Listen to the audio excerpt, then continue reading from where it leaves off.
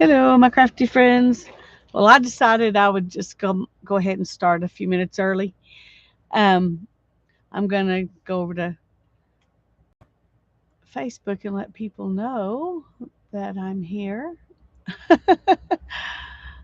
because I didn't do that.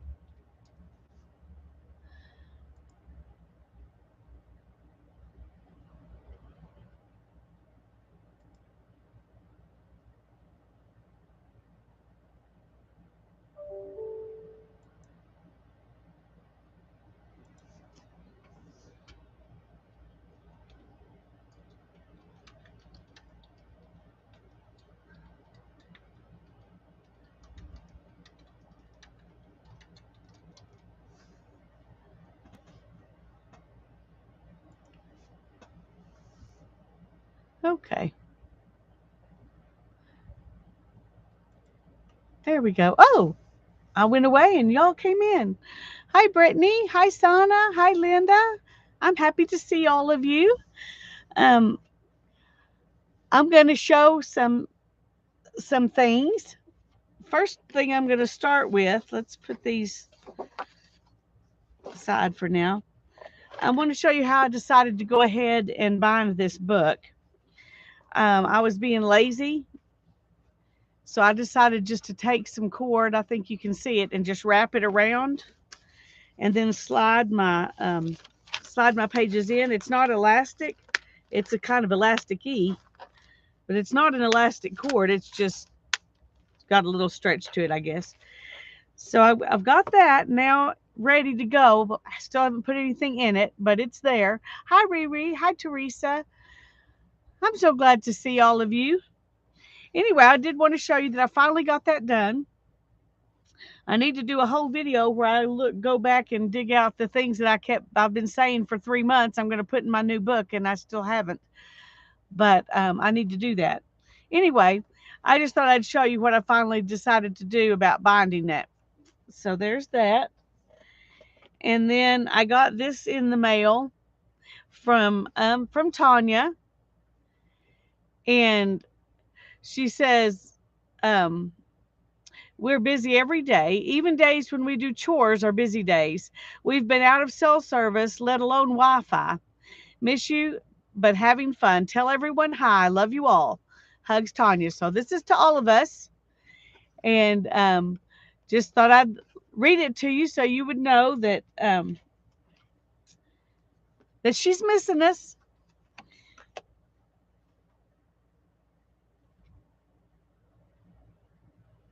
Mm. I've missed all of you. I'm glad y'all are missing me too. I mean, I'm sad you're missing me, but you know what I mean. I'm glad I'm not the only one missing people. Okay, the next thing I wanted to do. Oh, I got another happy mail. Let's look at that real quick. I love the Charlie Brown stamp. I haven't seen those, but that is really cute. Um, and I like the way she decorated the card. I'm not going to show the back because her address is on here. Well, good grief. Um,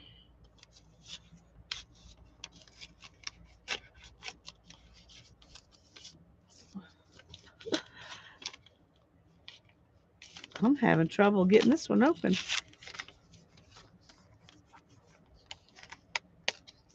There we go. She must have done like I do sometimes and glued it down to be sure it would go down. It says thinking of you today. Um, Hi Lisa, you've been on my mind for more than a week.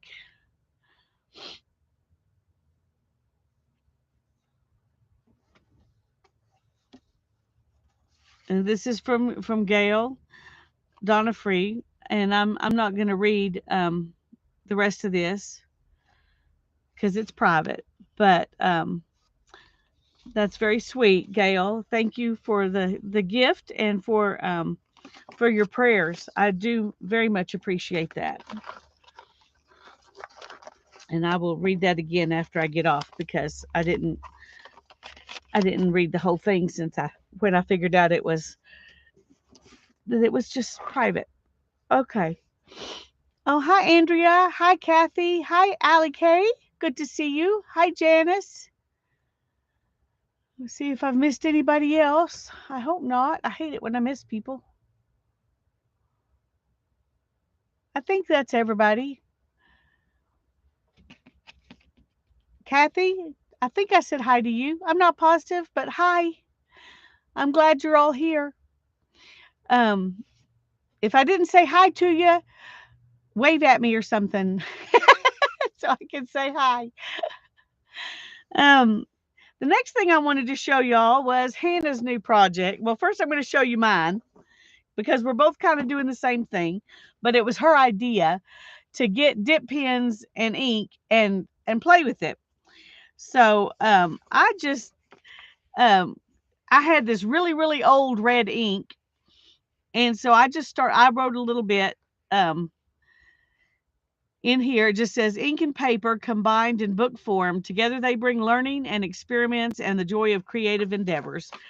And then this is a blue ink, and this red ink and this blue ink were very old inks that I found in my granddad's stuff, I think, or my dad's stuff. I don't know. But my dad passed away 15 years ago. So you can tell how old these are. But anyway, I played with the blue ink on here. That was a lot of fun. And then I played with some of Hannah's ink that she just bought. This is green. And you can see how shiny it is. It's not supposed to be metallic, but it really looks metallic because it's so shiny. Um, anyway, that's a pretty green. That was fun. We're gonna try to mix a little of other colors in it and see if we can change the color of green, but we haven't done that yet. So hi, Barbara. Yes, I'm on. Yippee! Hi, Mina. Good to see you. Anyway, so I played with that, and then I played in this book. Um,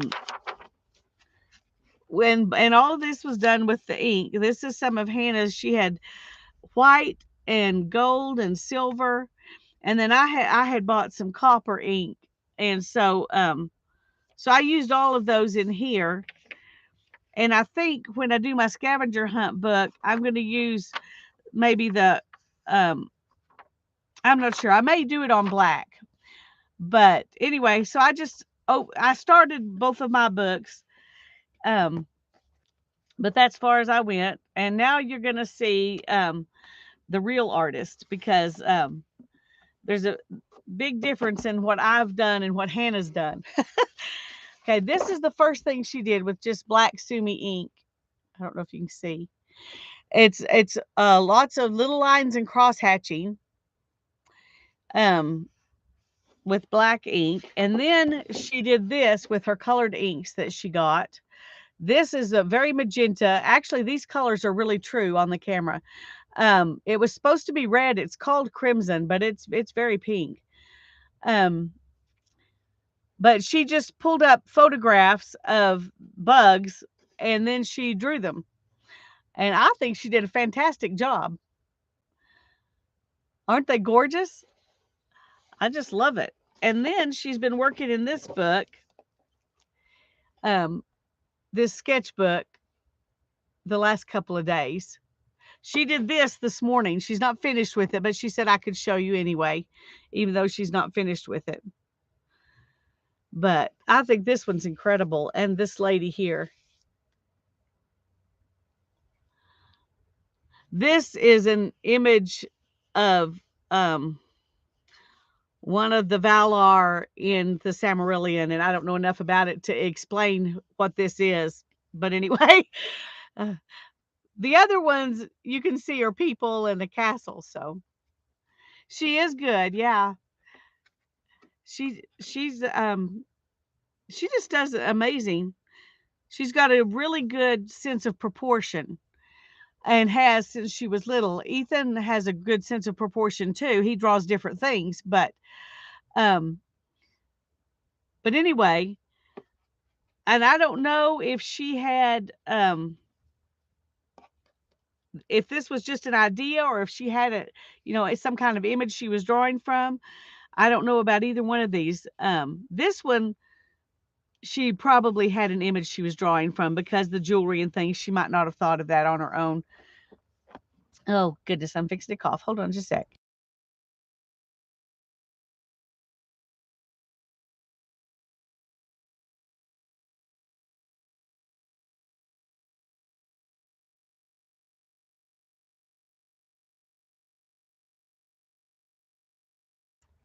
She's done some other stuff in another sketchbook or two, but these were the things I was allowed to show you. So, um, anyway, yeah, it's yeah. She said it was kind of a Sleeping Beauty, um, partly Sleeping Beauty reference, except she's not in a casket; she's just on the ground. But anyway,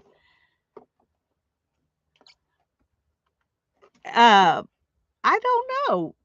I I don't think it is because of the little house down here, but it wouldn't surprise me for her to draw that castle. uh, now I forgot the chat moved.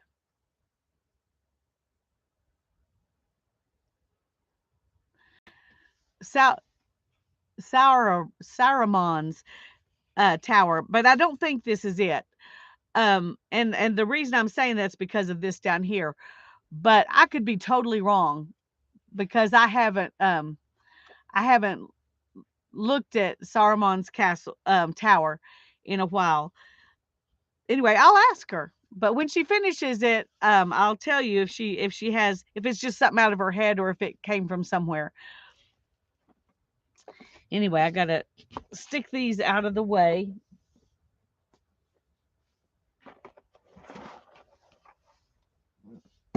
Oh, I don't have ways. I don't have any ways left. Everything is piled. I've got to get out here and just be ruthless, but it's so difficult. It's so difficult to be ruthless. Um, oh, okay, sorry. I got to make a place to set these. Okay, there we go.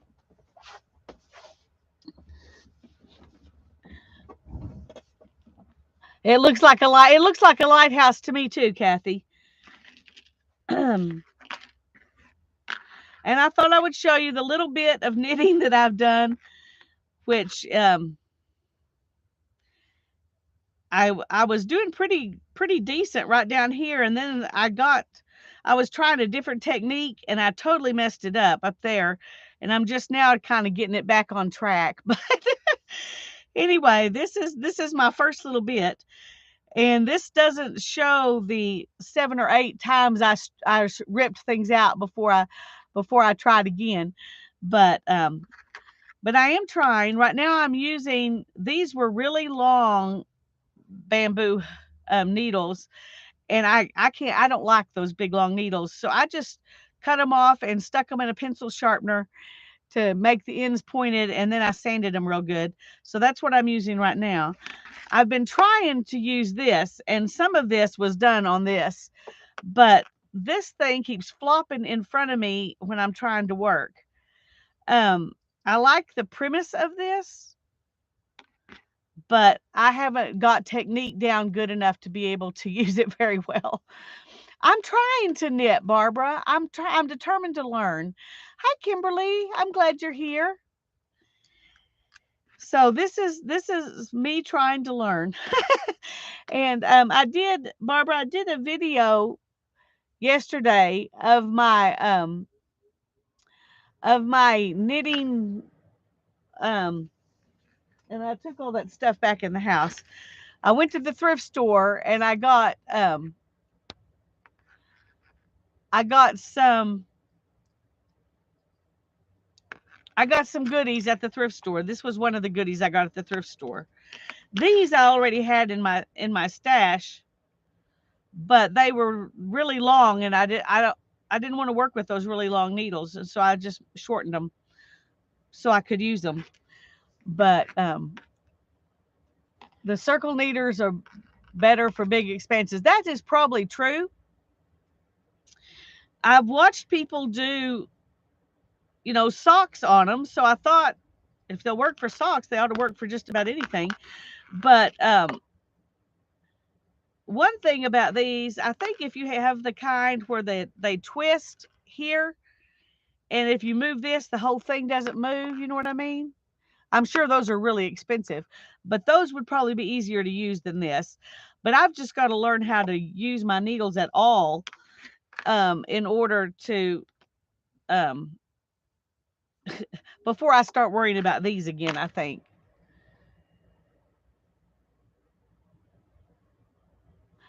And I'm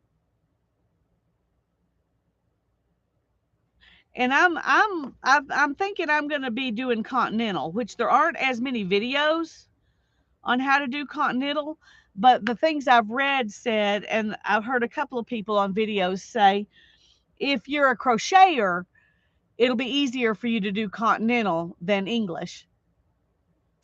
And from me just trying, I can see that that's true for me. Also, they say if you have wrist issues, that continental is easier on your wrist because you don't have to do as much of this. And and I do have wrist issues, so that's another reason why I decided to go ahead and use the continental. But anyway, I'm I'm gonna I think I saw somewhere else that it's better if you learn on with wool, and this is cotton. So I'm gonna dig out some wool and play with it for a little while, and then I'll come back and work on my dishcloths that I said was going to be the first thing I did, um, because I've just got to get the motion down where it doesn't feel like I'm guessing every time I do it. I can do it if I'm watching her, and if I'm doing it myself, I feel like I've kind of got a hybrid thing going. Um, but I can't, it's not. Whoops. See.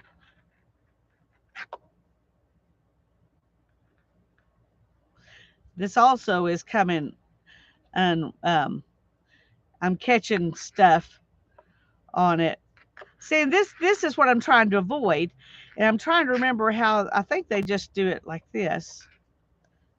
See it um, when you're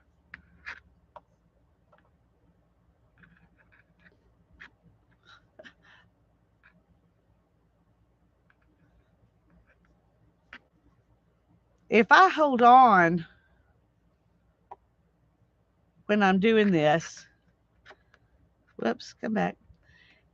If I hold on to this, then I can get that through there easier if I hold that stitch down. Anyway, I'm just still trying to figure this all out, but it is not easy for me. It's not coming real easy, but I'm determined to at least give it a good shot. So Barbara says, knitting and crocheting never bothered my thumb and wrist. It was slow stitching that hurt it. Jamming a needle through too many layers. Yeah, I can see that for sure, Barbara. And I'm left-handed, so it looks, yeah. Well, I am doing it left-handed, I think that is continental. But I've been watching videos with people who were not doing it continental, and watching people who are doing it continental, and trying to decide, anyway, I'm going to keep working on it. And if I get anything that looks halfway decent, I'll show you. Try different ways until you find what's easier. Yeah. And I've watched several people who say, I'm showing you this pattern, or I'm showing you this certain tip. And they say, I'm not a knitting teacher, and the way I knit is not necessarily the right way or the technique that that you see. They say it's just what I've learned to do. And so I think that's what I'm going to have to do, is figure out how to do it myself. Anyway, Barbara says, it will come over time, then be second nature. I love knitting, and now I'm renewing my love for crocheting. All right, Barbara. Anyway, I've got that too that I need to stick over there to take it back in the house. But I wanted to show y'all that I am working on it.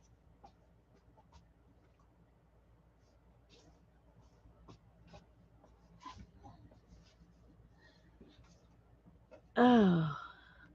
And then I had this. I found this at Ollie's. I don't even know when. It's been a while. I don't know how long ago it was when I got it. But I thought it would be a fun thing to do sometime when I was streaming. And so I decided this today was the day to play with it. Meanwhile, I'm doing Becky's stitch along, practicing different crochet stitches, and settled on one for a baby blanket for the new great-granddaughter. Wonderful! That's great, Barbara. This is a little kit, and I haven't even opened it to see what's in it yet. I'm just assuming that it will work. This is what it says it comes with. 1 canvas board, 4 bottles of pre-mixed paint, 1 pair of gloves, 1 strainer, 1 blaster, and instructions. So we'll see. Hi, Janet. Hi, Janet. Both Janets are here. Good to see you both.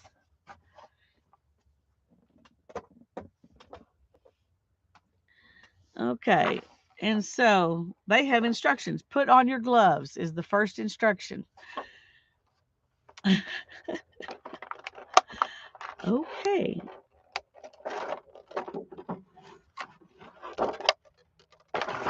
And the gloves are on the bottom.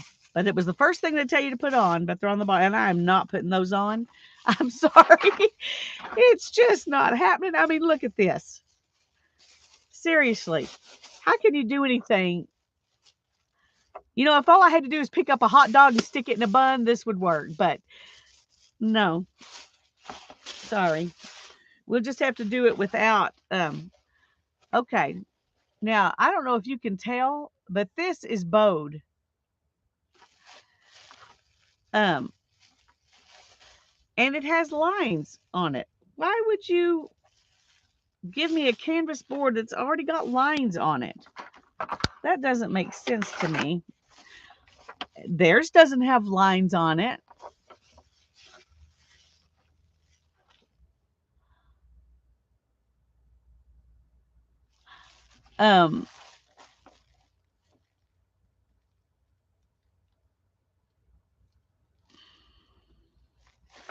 That's weird. And the fact that it's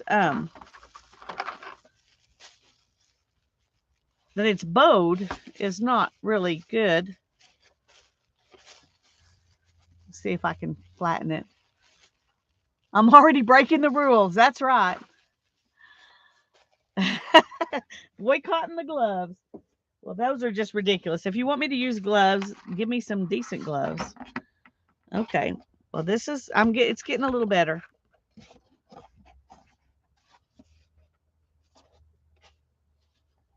But I still don't understand these black lines. Why?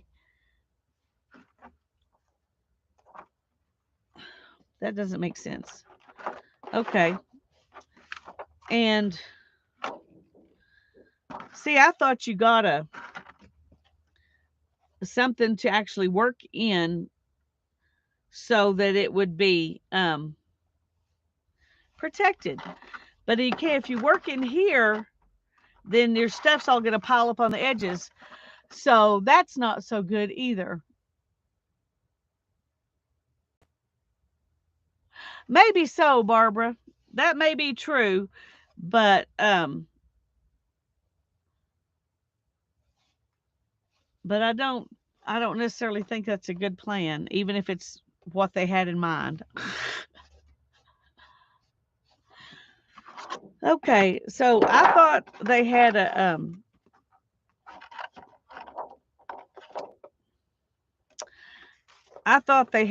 something in here for me to do it in.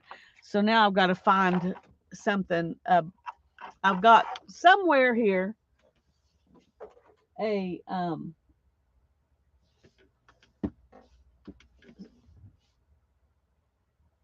what do you call it? A tray. That's what the word I'm looking for, a tray that I have done poured painting in before. Of course, that was a long time ago, and I do not know where the tray is. Read the manual. Okay, here's the manual. It says, put on your gloves, layer the paints on a plastic cup. Do not stir the paint. Place the canvas on a flat surface. Place the strainer on the canvas. Carefully pour in the layered cup of paints. Watch it flow through the strainer in unique ways. Remove the strainer from the canvas. Tilt the canvas to create interesting swirls. When you're done, allow it to dry and hang the artwork on the wall. That's the instructions. Hi, Beth. Yes, just make it up as you go. That's kind of, I think, what you have to do. Well, I might can use this. I have an idea. No, because when it runs off here, it'll hit that and run off. So that's not going to work. I've got to find something else. I wasn't expecting to have to find something else, and so now I'm not as ready as I thought I was. I'm wondering if I tape this and tape this, if I can take the top off of this and use it as my thing. We're going to try it. Let me get some tape.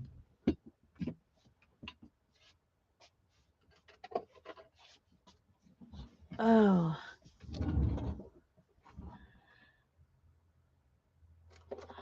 Cut the, well, it's not paper, it's a canvas board. So if I don't think I would have much luck cutting it in half. Oh, whoops.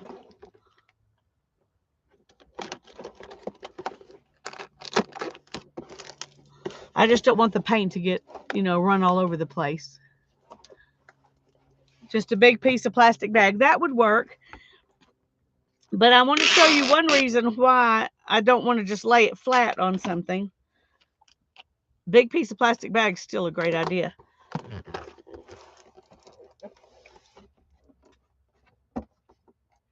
Okay, so let's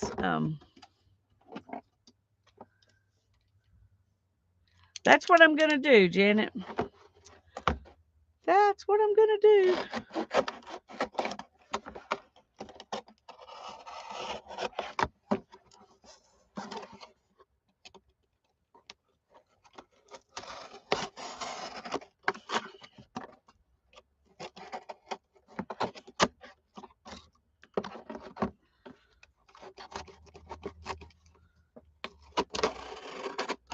Whoops.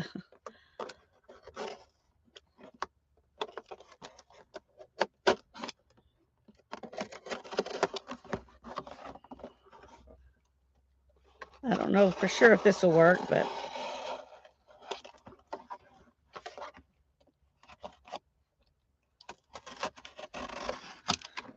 okay.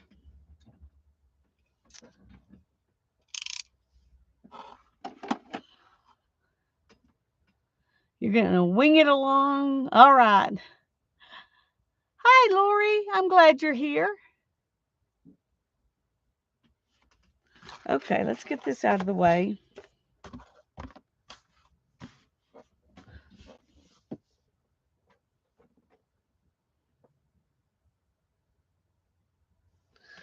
And what I'm going to do is put this up on top of something, because if it's laying down like this and you try to pick it up, you just get really gross.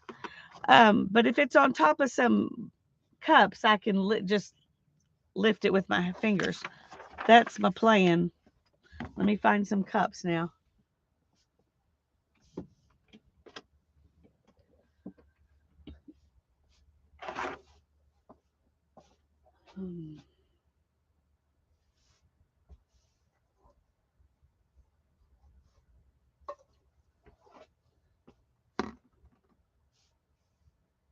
I'm thinking about the possible need to put plastic inside that, but oh, that'll work. Let's do that. Just a second.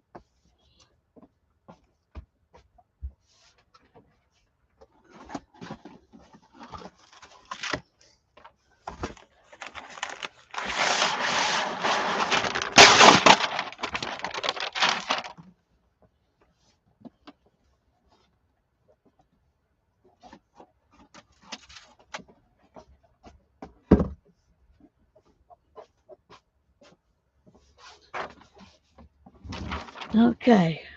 Hopefully we'll actually get some art done here.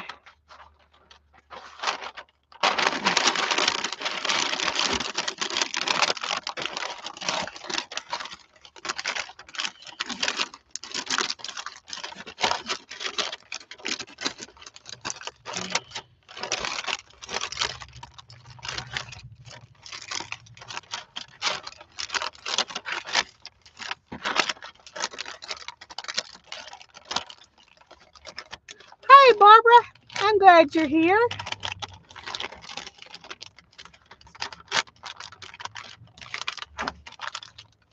Let's see if we can.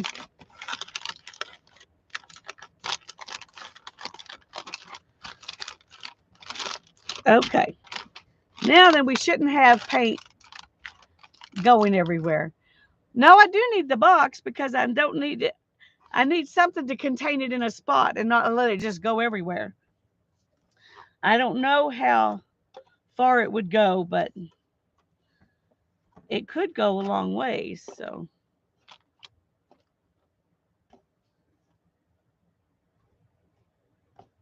okay, I'm going to have to move this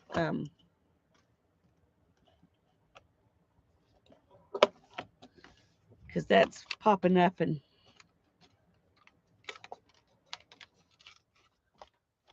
okay. Whew.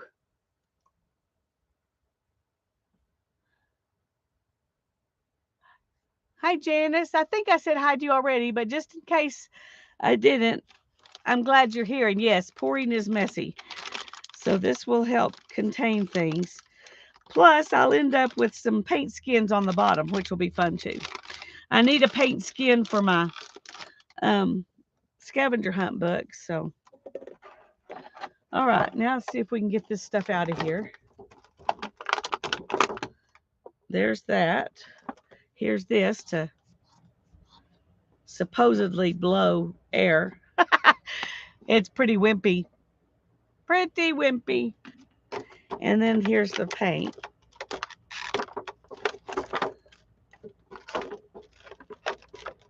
Well, okay. You got to push from underneath.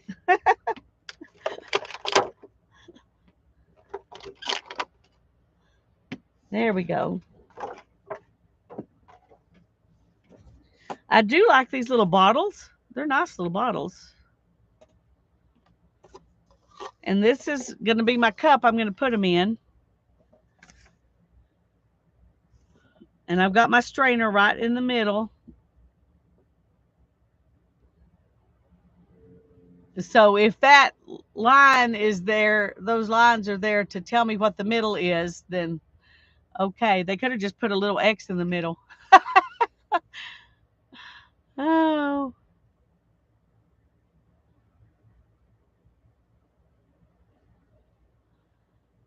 No, Barbara. I mean, no, Brittany. I don't.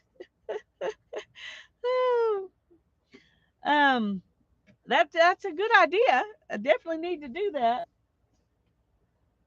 I'll probably just set this whole box on the floor. There is enough room I can walk past it without hitting it, hopefully. No, the lines do not remove. No. I guess they're just supposed to be covered up with paint, but I don't know why they're there. I'm wondering if the lines, maybe they use the same canvas for a bunch of different kits. I don't know.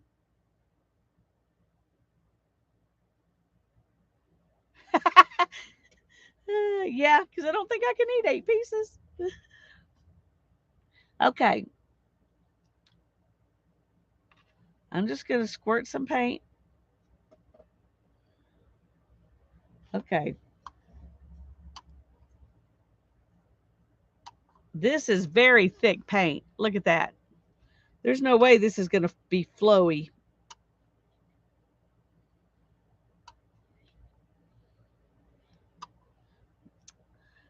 There's no way that's going to work. Um, hmm. Yeah. The problem is if I add water, well, maybe I can add water in the bottles because, um, let's see if I can pour this back in there and add some water to it. I mean, that's not going to flow. Look at this. It's barely moving.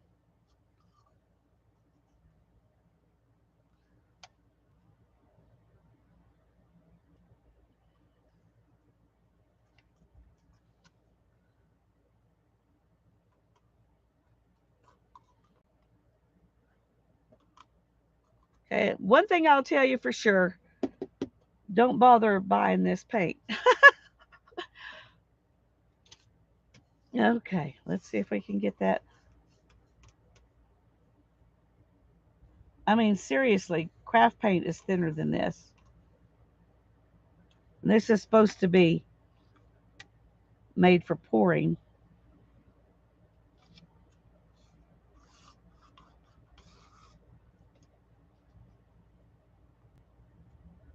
And I haven't had it that long. It's not like I've had it for 2 years or something.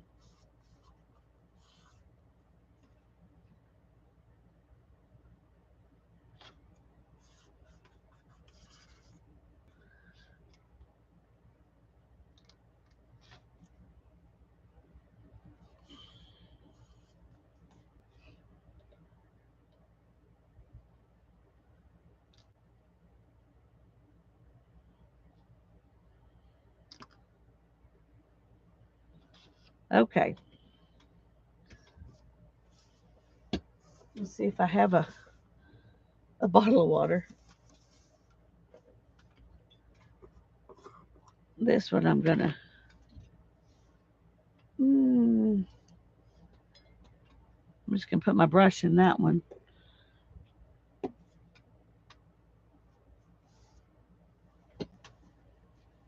Uh, Thank you, Janet. That's true. That's true.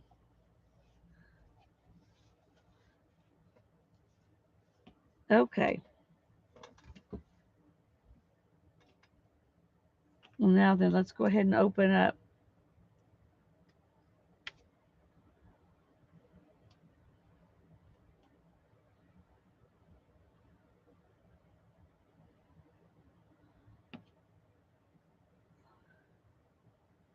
Yeah.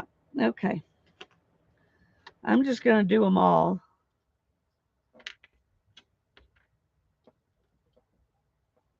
Huh. That one's kind of clogged.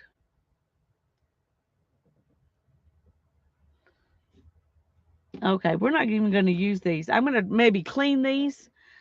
Yeah, let's just put them in there because I'm just going to pour it out of the bottles because this is ridiculous.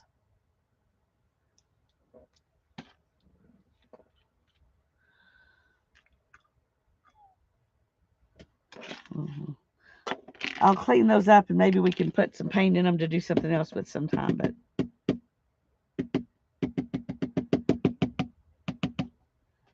okay. Oh no, I just shut them, but now I have to. Now I have to do. Well, I'll just put my thumb over it to shake them. I was going, that's not going to work. Okay. Let me see what's been said.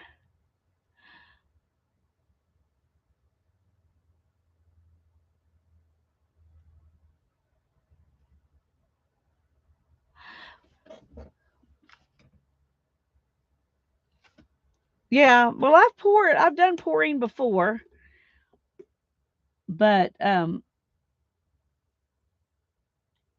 This is, I may have added too much water, but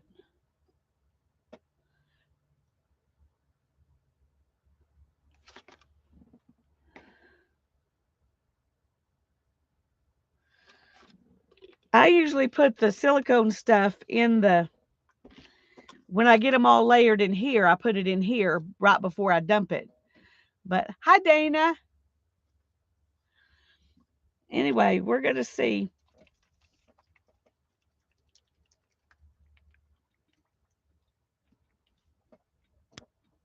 How long it takes.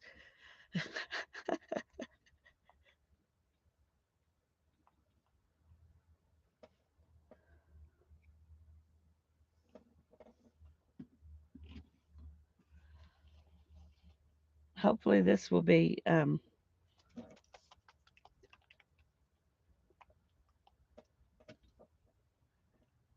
pancakes.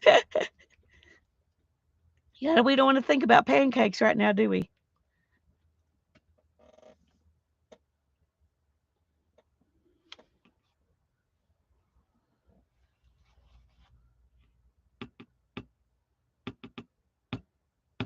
Well,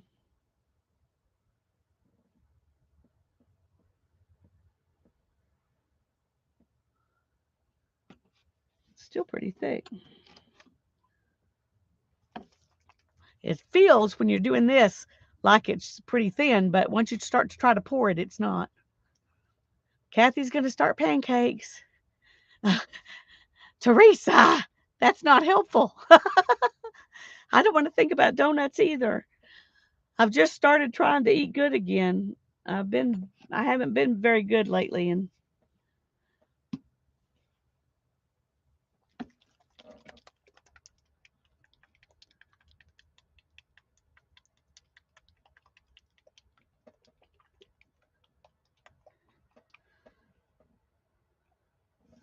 okay.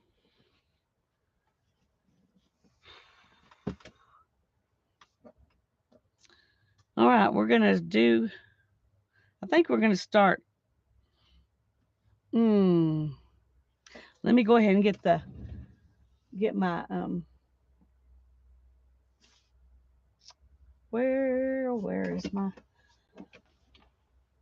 cell manufacturing stuff?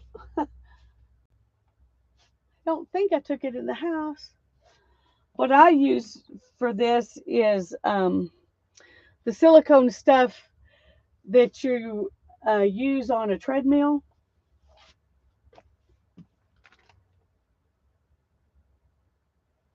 And I thought it was right here.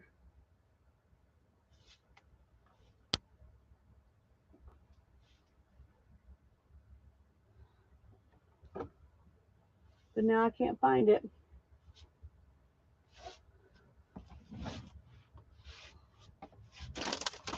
Okay, sorry. It seems like everything's not going easily today.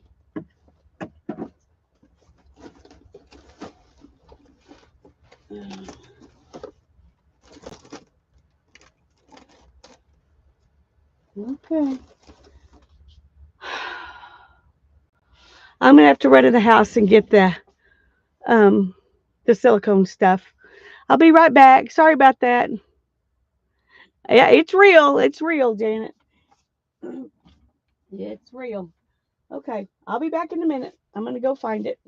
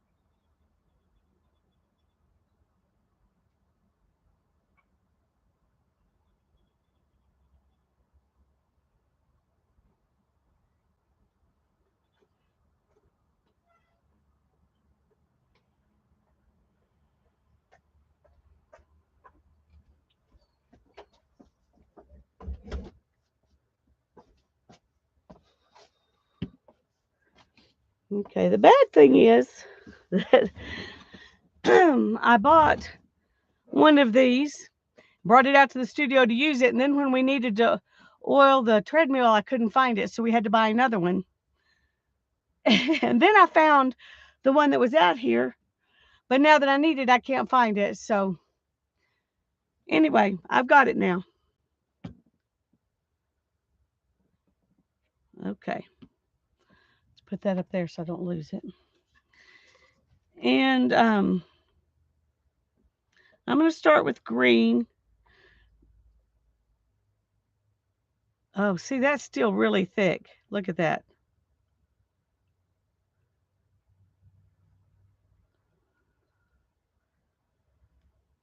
But we're just going to do it anyway.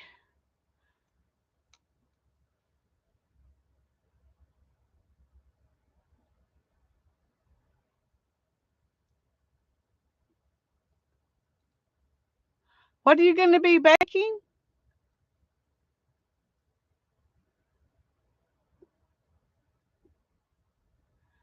Now I need to know.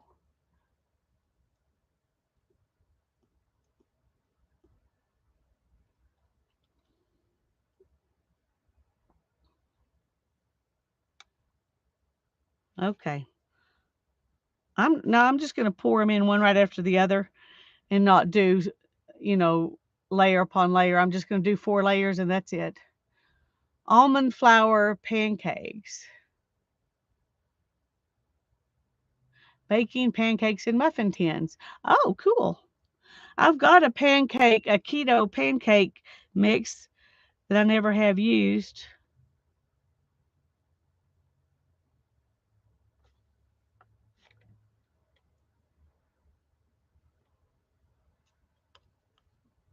This is certainly not emptying out this little jar very good. This may be a complete bust, y'all. At least if it's a bust, we'll do it together. That sounds good. I used to have pans that were just made muffin tops, and they would have been a perfect size to cook your pancake batter in, and then add your oh, that one's not pouring at all. I got to add a little more water to it. You use your own pan. Yeah, well, I'm that's probably what I should do. But we're going to use what they give me here first. And then we'll now I'm probably going to have 4 different consistencies and that'll really mess things up.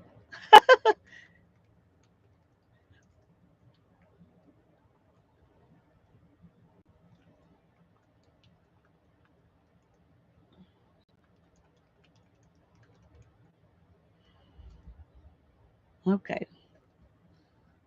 That's my paper towel. Okay.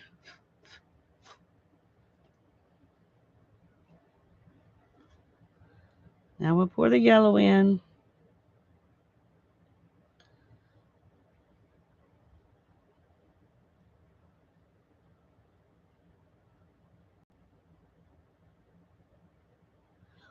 Yeah, I've got some pouring medium. I probably should have put some of that in here instead of just water, but supposedly it has, stuff in it.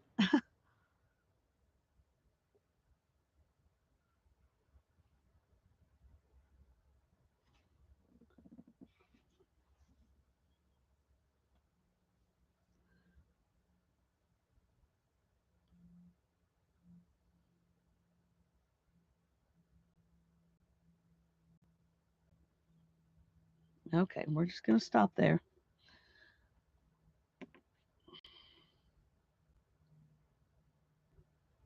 Okay, I got to add more water to this too. I can already tell it's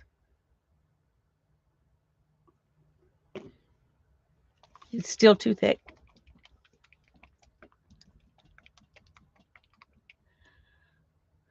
Chocolate chip pancakes. That sounds good too. Okay, get some work done, Andrea. I'm just glad you're here. I'm glad you're all here. I've been missing all of you guys.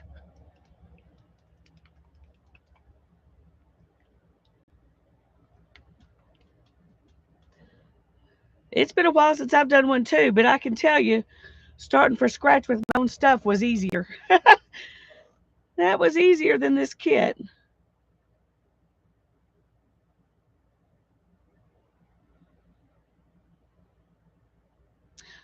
When I did it, I didn't have flow medium at that time, so I just added some um, Elmer's glue all to my paint to thin it up, and then I added the silicone. Um,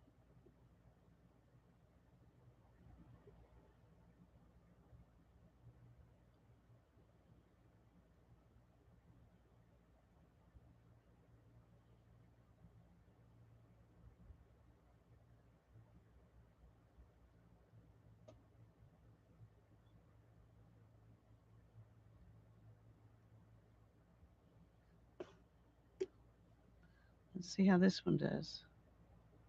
Okay, this one pours better than the other ones did.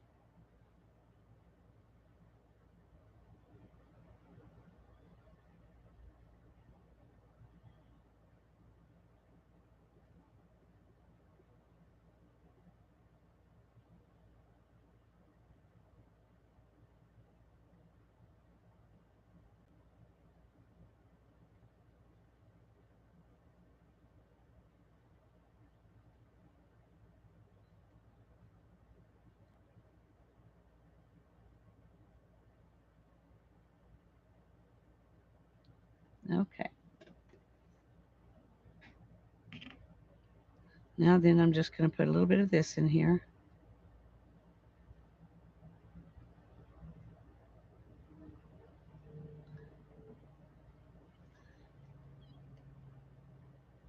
I don't think it takes a lot. I can't remember how much I put in last time. That's probably more than I need. Okay. And now we're just going to pour it on and see what happens.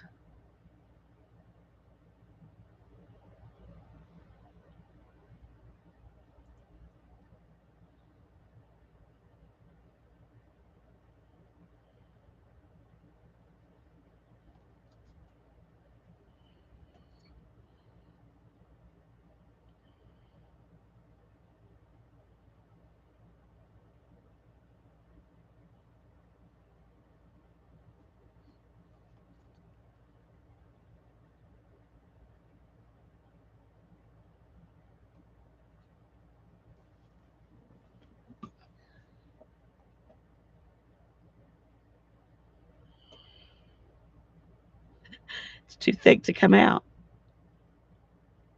This is just going to make mud because it's too thick to come through here.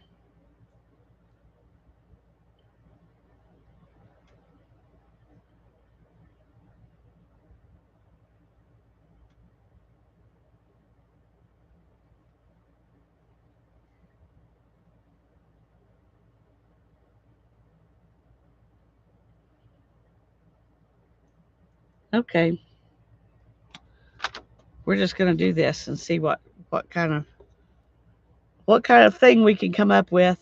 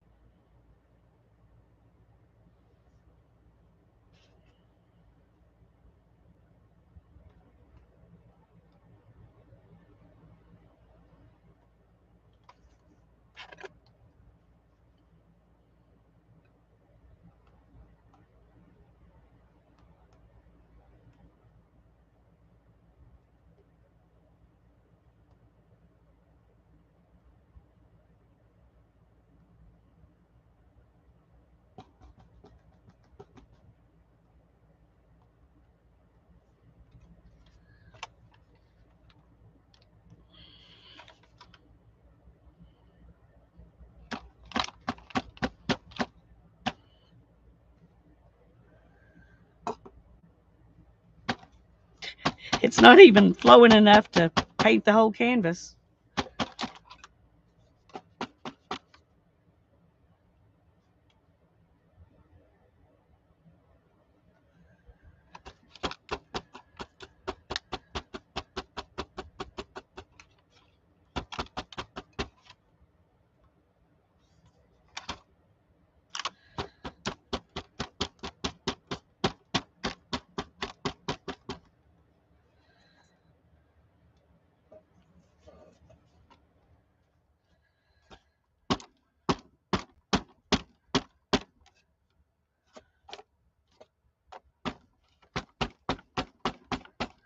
I never had to do this when I was pouring them before. Try the air squeezer. Okay. I don't think it has enough pressure to do anything.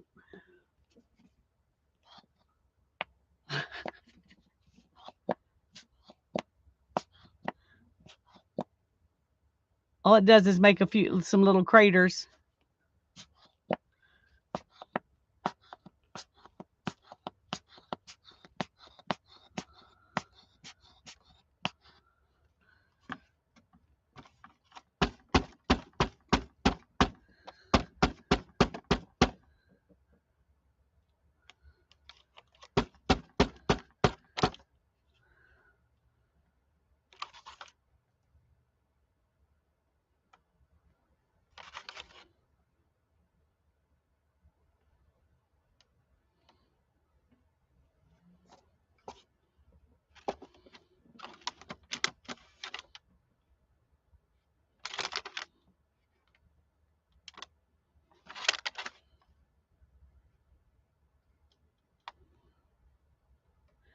Okay, well, that is what we got. Let's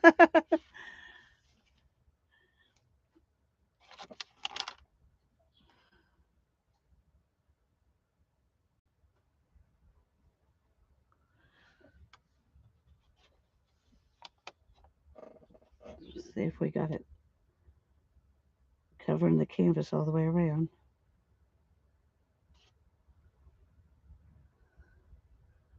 Okay. Well, that's weird, but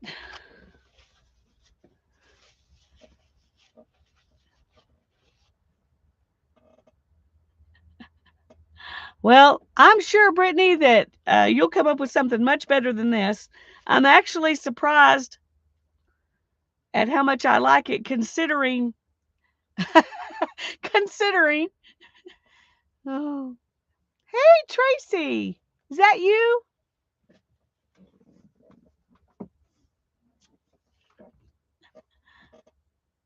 Am I right? That's Tracy.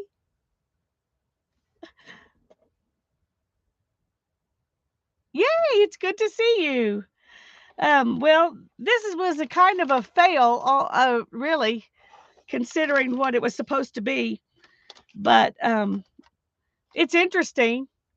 But I would not recommend going to Ollie's and buying this kit. I did much better pours when I was just using craft paint and glue um and uh and the silicone treadmill stuff. But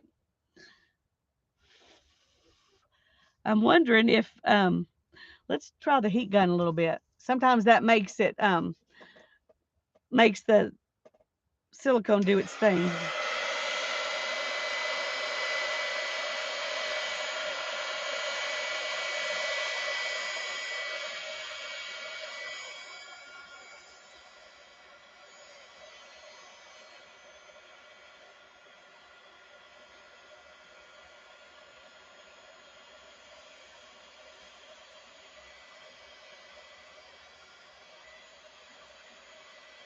The silicone was all in the blue.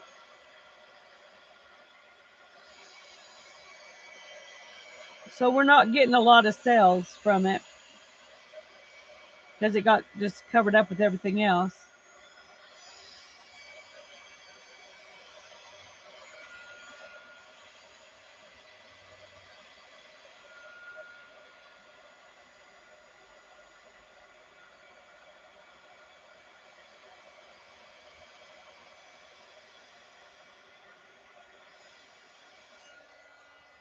Yeah, that didn't help a whole lot. It's amazing. You can tell how thick that paint is when my heat gun didn't even hardly move it at all. So, um, gang, TDN Tracy is she's my good friend from homeschooling. We did stuff together when our kids were homeschooling. So it's fun to have you in. These are the greatest group of ladies you'll ever meet, Tracy. And I don't think any of the guys have showed up yet, so I don't think I'm hurting anybody's feelings if I just say ladies, but Tracy is a really good artist too. She does I think you've got a few things on Facebook. Haven't you, Tracy? Put some things on Facebook. Um I enjoy seeing what she does. She does a lot of acrylic, intuitive kind of painting that's inspired. I would say it's inspired. That's the words I would use. Okay. Well, this is what it looks like at the moment. After it sits a while, um, it will probably change some. So we can come back and look at it again after a little bit of time. You can see more cells showing up after I use the heat gun, but they actually don't look like cells. They just look like paint splatters.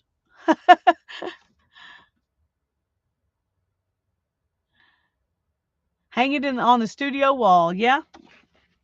Oh, this, let me see if I can get close enough you can see it better. This is what it looks like. Anyway, it's interesting, all right. Oh, I got a little bit of paint there. Dripped off of something. Probably this. Anyway, I do want to save that little thing because I want to use it again. Yeah, I'll show you when it's dry, but I'll also show you what it looks like right before I leave, so we can see how much it's changed in, in the next hour or so. Okay. Well, I decided that these bottles are not worth the effort to keep. Well, I could put a lot of water in there and then do Tanya's paint method. Let's just do that. Let's just do that. Then we won't waste it.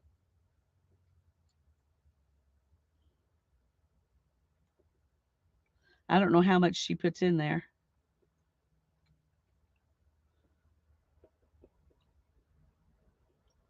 I'm going to probably put too much because this is so thick.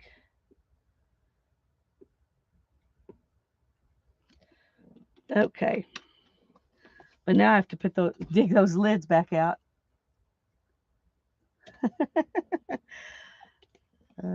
Best laid plans.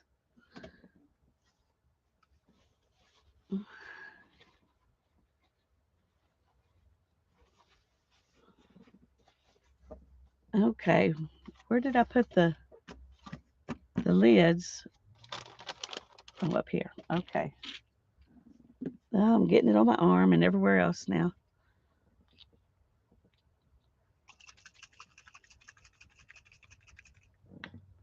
I'm not sure that's even shutting good enough to seal it off while I shake it.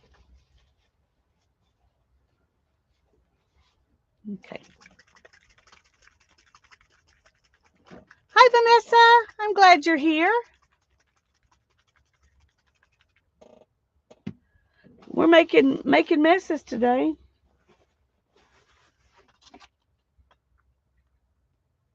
Okay, so let's wipe this off first.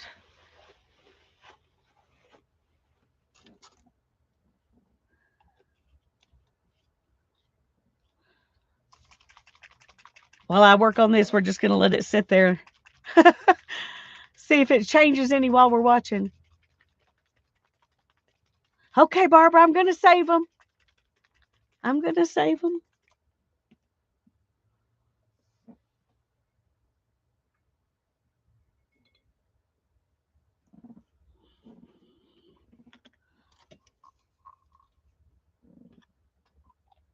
Ah, that's where that water came from. It was in the lid.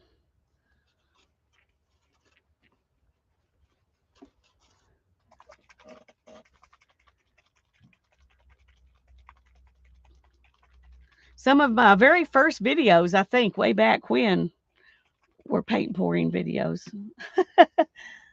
Hannah and I did it together, and I don't know if I think I did some first, and then we did one actually on video because we had so much fun.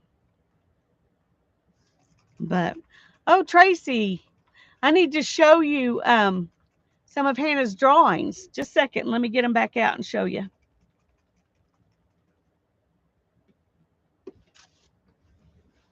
Okay, that's...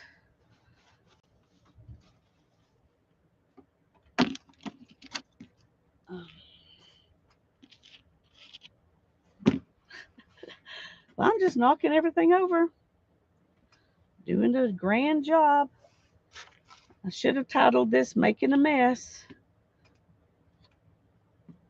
Now then, where did I put those other two? Here's one.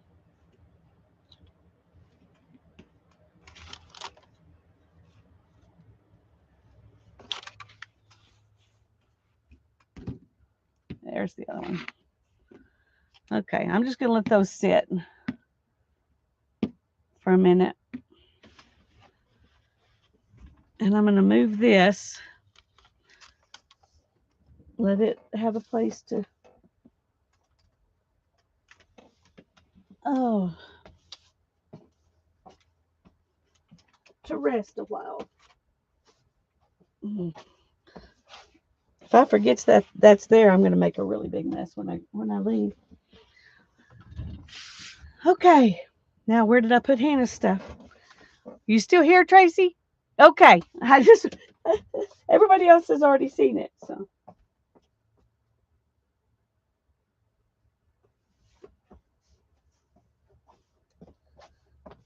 Hannah decided she wanted to start working with a dip pen and ink. And so she started with this, with just black Sumi ink.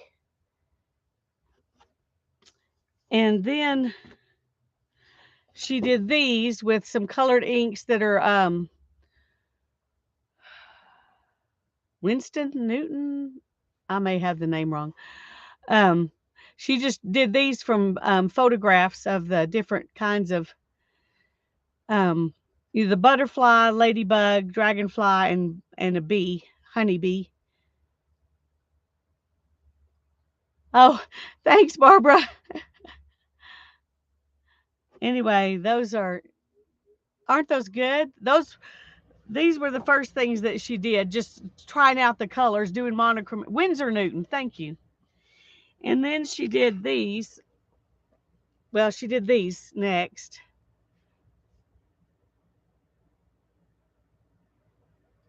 And then today she worked on this one. It's not finished yet, she said, but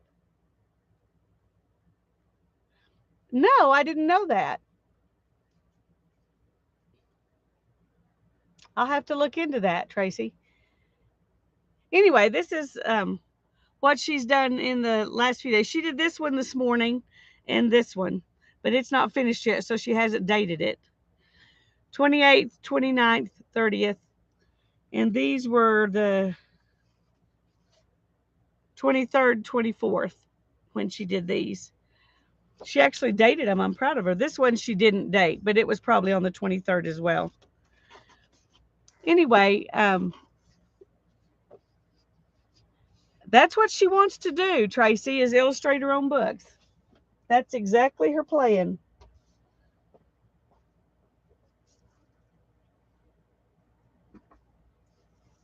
She also wants to start a YouTube channel where she draws or paints someone, a scene or a character or something from books, and then she does a book review while she's doing the drawing and painting of that book.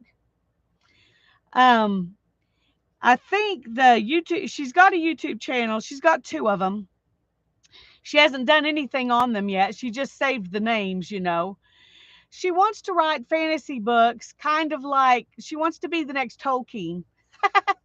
She wants to write something similar to that.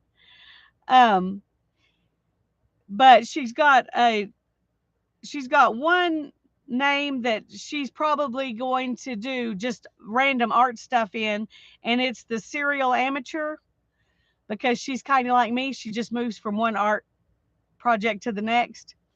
And then the other one, the one where she's going to do the book reviews, is called Dialogues with a Book Dragon. So when she finally gets something up there, I'll be sure and let y'all know. But she definitely has the imagination. That's true. Anyway, hi, Melissa. I'm glad to see you, sweetie. I'm glad you're here. Anyway, I'll let y'all know. I told her I would send everybody to subscribe when she finally does something. Okay. Well, now, um, I thought that was going to take a lot longer, so I didn't plan anything else. I've got my heater on too high. I was so cold when I came out here. Oh, let's just turn it off. I turned it up really high and it suddenly got really warm.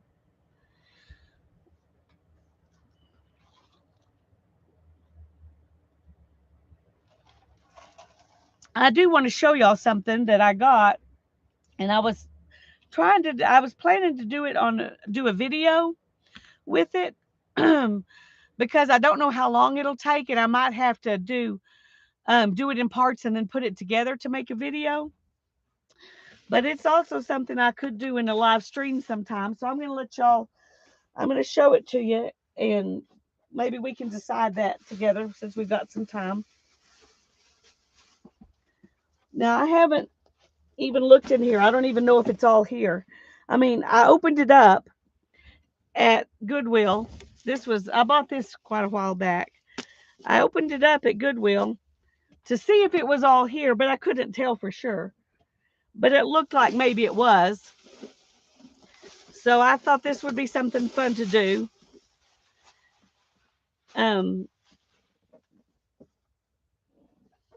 It's a kit, and it doesn't say anything on the back. Let's see here on the side, see what it says. It says Prehistoric Cave Painting Kit.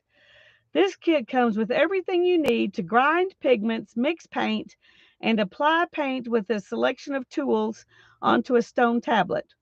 The set includes an excellent how-to manual, which gives a fascinating history of the Paleolithic cave painters and their Ice Age environment, complete with the magic and mythology of it. The kit includes, well, let's just look and see if it's all in here. Okay. The kit includes, oh, here's the paper.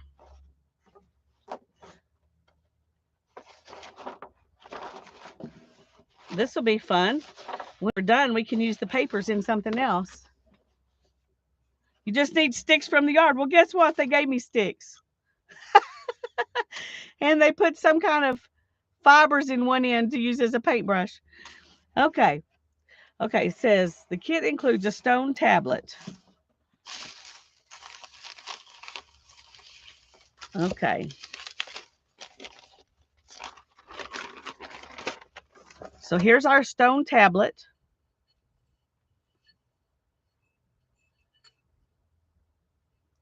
All right, there's that. And stone palette mortar and pestle, and a stone pestle. Okay, well, let's. Oh, actually, this is the mortar and pestle. This is our palette. I just realized there's a big stone underneath. I was wondering why it weighed so much, if that was the stone. Okay.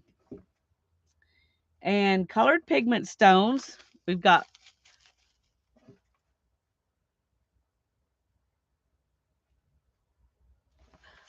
this is black. looks like it's probably charcoal. And we've got white and tan and red. It doesn't say how many there are, but I imagine that's all. And then it's got a wooden scraper, and I guess that's this one. See how they've, and a, with a drawing point, and a handmade brush. So I guess everything is in here. So, and a lot of wood chips. We'll have to find a use for those. Yeah, it's wood filings, Janet. Isn't that cool?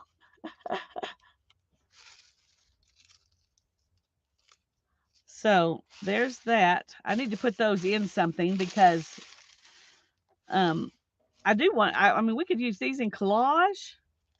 I bet we could paint them and use them too. Dye them, coffee dye them, or I don't know. That might be a thing all its own. Let me find something to put those in. Oh.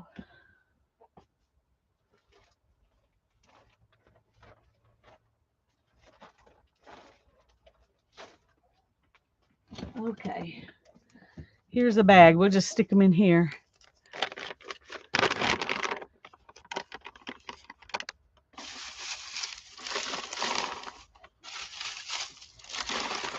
Oh, this may not be big enough.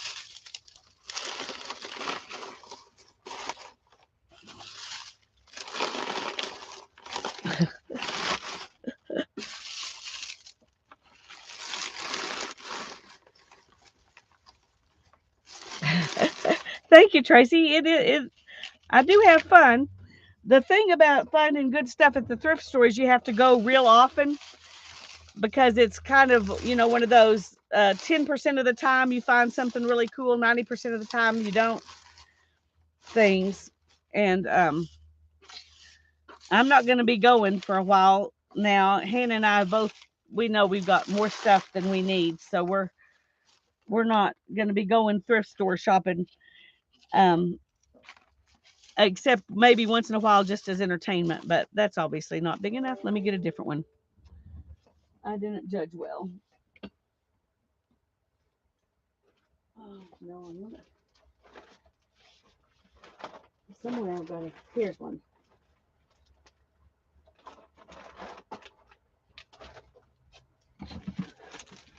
Okay, try again. Yeah, I need a big Ziploc. And this space still not be big enough. I don't know.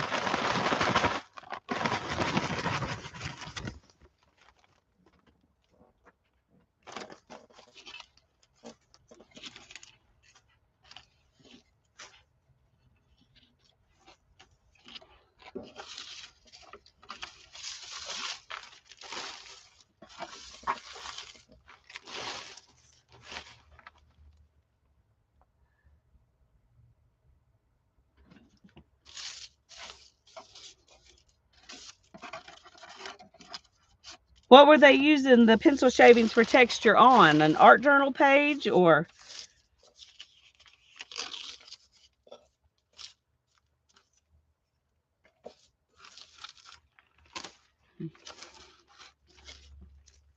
Okay, I think that's enough. I think that's enough. Okay, well, I got plenty of that. And then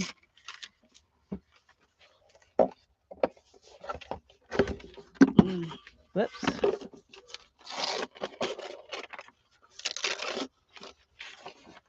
This is just a giant version of the one that I thought was the tile that turned out to be the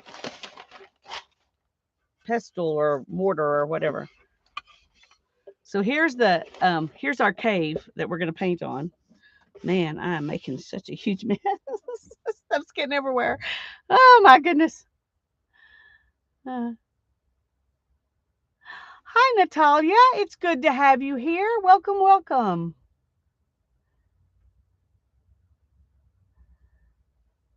I need a poem or a Bible verse to write on my tablet. That is a great idea. That is a great idea, Beth. I wish my handwriting was better, and then I would really know I wanted to do that. My handwriting is not so great. But anyway, we've got, that's our canvas. And then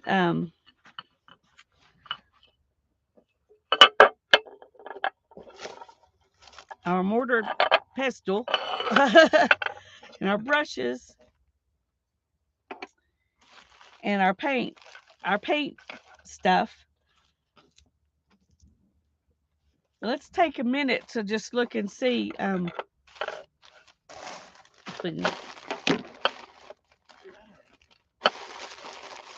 There. Let's see what the that keeps falling off. Maybe rolling the stone away for Easter.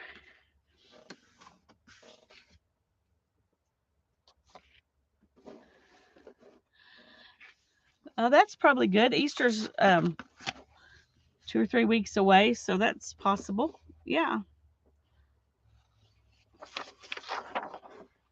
Let's see what it says about how to make the paints. It says place a small lump of charcoal, clay, or pigment stone. So I was right, that is charcoal. In the center of the palette mortar, the 6x6 tablet, just in case you hadn't figured that out, they tell you. So that's good. Oh, goodness. I'm sorry, Natalia. No, the only reason you have to subscribe to get into chat is because if I make you subscribe to get into chat, then the bots won't come in and put ugly stuff in we don't want here. So, but no, you don't have to pay anything. We're just having fun together. And we're glad you figured it out and was able to come, though. It says, crush the pigment with the rounded stone using a pressing, crushing movement. Grind the pigment into a fine powder using a circular motion. The consistency of talcum powder is correct. The finer, the better. It may be necessary to occasionally move the powder back to the center of the mortar with the wooden scraper. And then it says, powdered pigments can be mixed on the palette. For authenticity, you might mix pigments in a seashell. Choose your medium, the liquid with which your pigments are mixed. This is the thing I was wondering what they were going to have us do. Oh, good. I'm glad.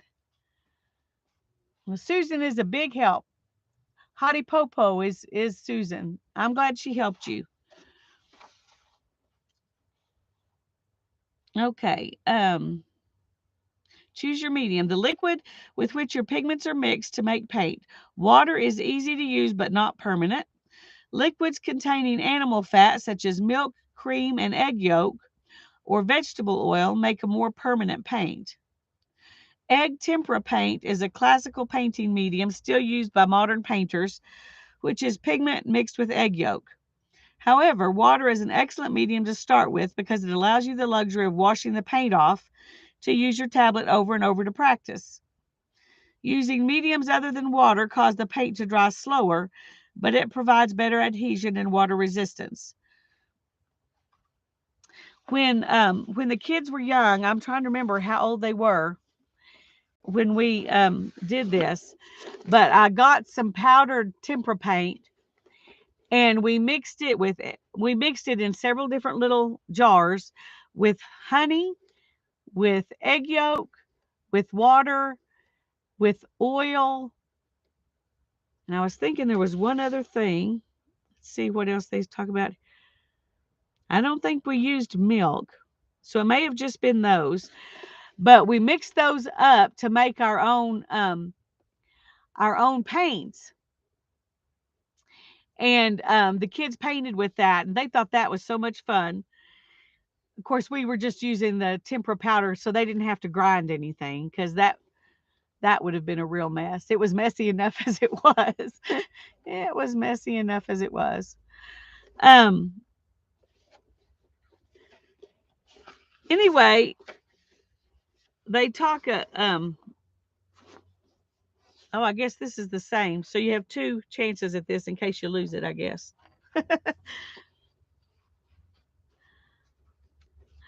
It tells you how to, it says the materials and tools in this kit are just to get you started. It's fun to find your own pigment stones to grind. Any small colored stones that you can scratch the surface with your thumbnail are suitable, and the variety of colors endless. Pieces of soft brick can be found even in the city to make wonderful reds and pinks. Clay comes in many colors, including pure white, gray, yellow, red, and brown. Clay can be used wet or dried out and ground into powder. Charcoal from a fireplace or campfire is the easiest source of black. Enjoy searching for interesting rocks and stones in colors and textures you particularly like to paint on. And you can paint in miniature on small pebbles. Large flat paving stones and quarry tiles are available in a variety of colors and textures at masonry and building supply stores. Try painting on other materials as well, such as paper, bark, or driftwood. Enjoy inventing your own techniques of applying paint. Every tool you find in your environment, a stick, a feather, a straw tied into a bundle, can create desirable effects. So that's fun. And it says to make it more permanent, you can spray it with a light spray of charcoal fixative from an art supply store. Um, Permanence is relative in this genre of painting. Egg yolk is relatively more insoluble and permanent as a paint film than water, but it's not absolutely waterproof or scrubbable. The prehistoric cave paintings have lasted so long because they've been protected inside caves. In many caves, the geological aging has set the paintings, making them more permanent. But even with the cave paintings, permanence is relative. Some caves are closed to the public and are reproduced in another location to protect the originals. The point is to enjoy this experience as a process, which is what we like to do, right? Um, Natalia has used red clay at home, but she hasn't mixed it with food. Yeah, yeah, yeah. The oils from the animal fat, I would think, it would be definitely what they used. They're just saying vegetable oil because it's easier to find. But I imagine you could use olive oil or coconut oil. That's the 2 I've got: butter, olive oil, coconut oil. Those are the only oils I have at my house. So if I do oil, it'll have to be one of those. But yeah, we like to play in our craft labs. That's right. Anyway, I thought this would be a fun thing to do. And so would y'all like to do it live on a stream? Or maybe, or would you rather me do a video so that there's not, um, when I'm trying to when I'm grinding paints, it might take forever. I don't know. I don't know how long it's going to take, and you might not want to watch that whole thing. Anyway, let me know what y'all think.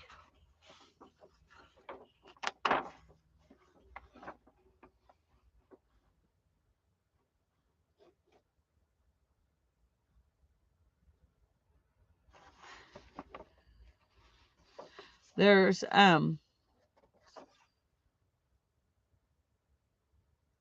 anyway, it talks about, why might they have used cave paintings, and gives you some examples to look at. Barbara and Mina both say they'd like me to do it live. Okay. If you have oil paint supplies, those oils for mixing would probably work too. That is probably true. I don't have any oil paint supplies left. I gave them all away when I quit doing oil painting back. I did some oil painting between Ethan and Hannah. Right. In fact, I stopped painting when she was born. And I didn't have time. I had kids. I didn't have time to do that. So I gave all that stuff away.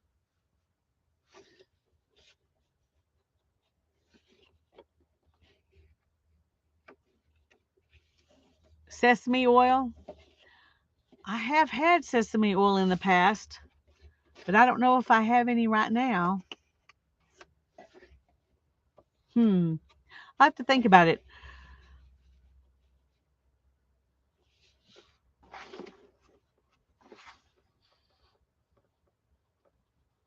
I was going to see if there was anything else, y'all.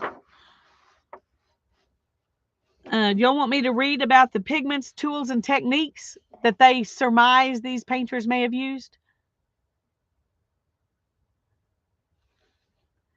Too long a process, oil painting. Yeah. Well, the nice thing about it was one of my friends, well, actually, she's the mom of one of my friends, but she's also the grandmother of one of my cousins. And this cousin and I were taking oil painting at the same time, um, and we were taking them from her grandma, and um, and so it was fun. We just went once a week, so it had plenty of time to dry in between, you know, and so it worked out to be the right thing to do for that. But Janice says she loves a history lesson. Okay. Okay, let's start here with the function of cave paintings. It says, were these remarkable paintings shamanistic, or were they just graffiti or decoration? Art for art's sake? The theories and possibilities are endless. And of course, scientists and scholars disagree. When we follow the various theories from the 19th century, when the caves were discovered, until now, we notice that each generation reinvents the evidence on its own image. Yeah, that's human. The question remains, are these animal portraits or symbols representing a mythogram of complex culture? Whatever they are, they engage us on many levels. Now let's look at the actual cave paintings and imagine our own theories. Okay, after reading all this stuff to you, we're going to have to work on this Monday night, right? I think that's what we're going to have to do. Janice thinks they were stories. I think so too, because people have always wanted to tell stories, and art has always told stories. It doesn't only tell stories, but it always has told stories. And as far as we know, these are the first samples of art that we can see. It says, now let's look at the actual cave paintings and imagine our own theories. We hope you can go to your local library and gather books on prehistoric art, especially cave painting and rock art. So I may do that a little bit before Monday night so that the earliest form of journaling. There you go, Janet. So maybe we can see some more paintings and stuff before we start. Okay, what's it say? They even have a bibliography of suggestions. Now, whether you're going to have any of those things available now or not, I do not know when this was made, but I figure, looking at it, I would say it was in the 70s, and this kind of holds that up because all of the books, 1968 is the latest book that she has listed here. Anyway, they did have facts though, so maybe it's later than I thought. Okay. If you could manage to see projected slides, it would be even better because they would be closer to scale. Well, we can't do that. Lots of stuff online, probably. The most famous, I think, are in France in caves. Maybe YouTube cave paintings. There you go, Sherry. Hi, Sherry. I'm glad you're here. Well, maybe we can all do that for homework between now and Monday. Everybody can do some homework. These paintings are quite large. Try to see the most famous examples, such as Lascaux and Font de Gomme in France, and Altamira in Spain, as well as the numerous other sites. As you look at these figures, notice how effortlessly painted and well proportioned they are. The painter obviously knew these animals from the skeleton and muscles to the skin. He also must have known their movements and gestures from intense involvement and observation. Notice how three-dimensional they are, and most of all, notice how each figure is imbued with a spirit of vigor, power, and magic.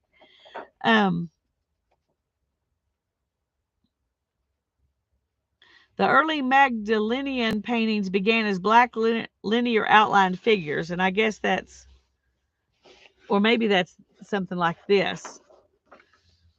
I don't know. I can't tell for sure which ones they're talking about there. Now I lost my place. Later, the line thickened and grew more flexible in expression. Relief was represented by hatchings. Next came beautiful plain brown figures, some stippled or airbrushed. Then polychrome, multicolored figures, as in Altamira, reached their peak. The animals depicted were mostly horses, bison, mammoth, auroch, ibex, and deer. The woolly rhinoceros, antelope, lion, and cave bear were painted less frequently. All the species depicted were not present in great numbers or at all in their immediate environment, so the motivation to use their images had little to do with their domestic necessities in many cases. Good night, Sana. Thanks for coming in, sweetie. It's good to see you.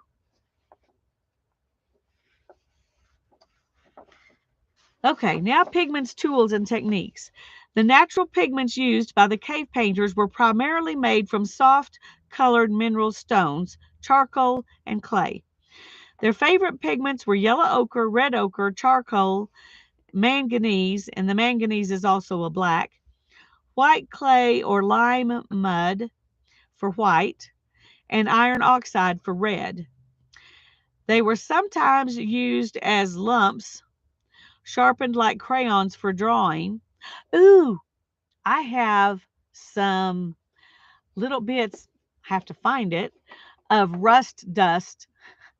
That would also make a good pigment. The iron oxide made me think of that. Okay, let's see where we are here.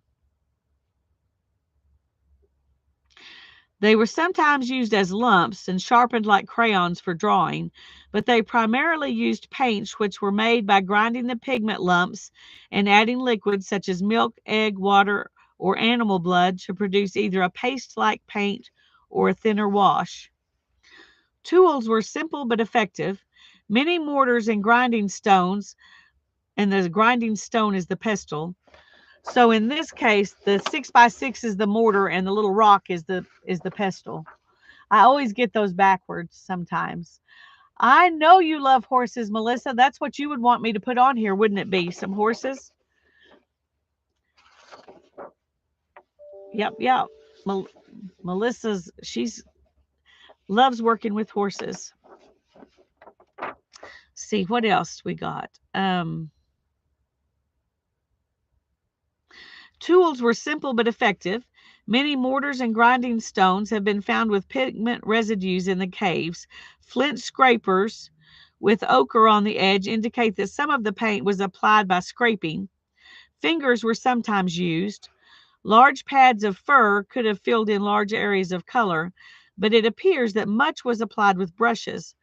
They could have been made of human or animal hair or chewed vegetable fiber.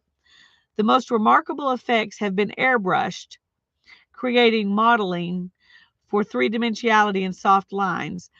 Now, nowadays, there's a technique, and a lot of y'all probably know what I'm fixing to say, but anyway, nowadays, there's a technique called airbrushing where you've got paint in this little machine and it forces air through there and paints.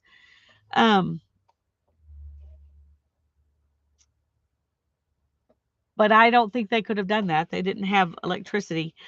So what was airbrushing at that point? Maybe it'll tell us. Just a second. Let's see. I lost where I was.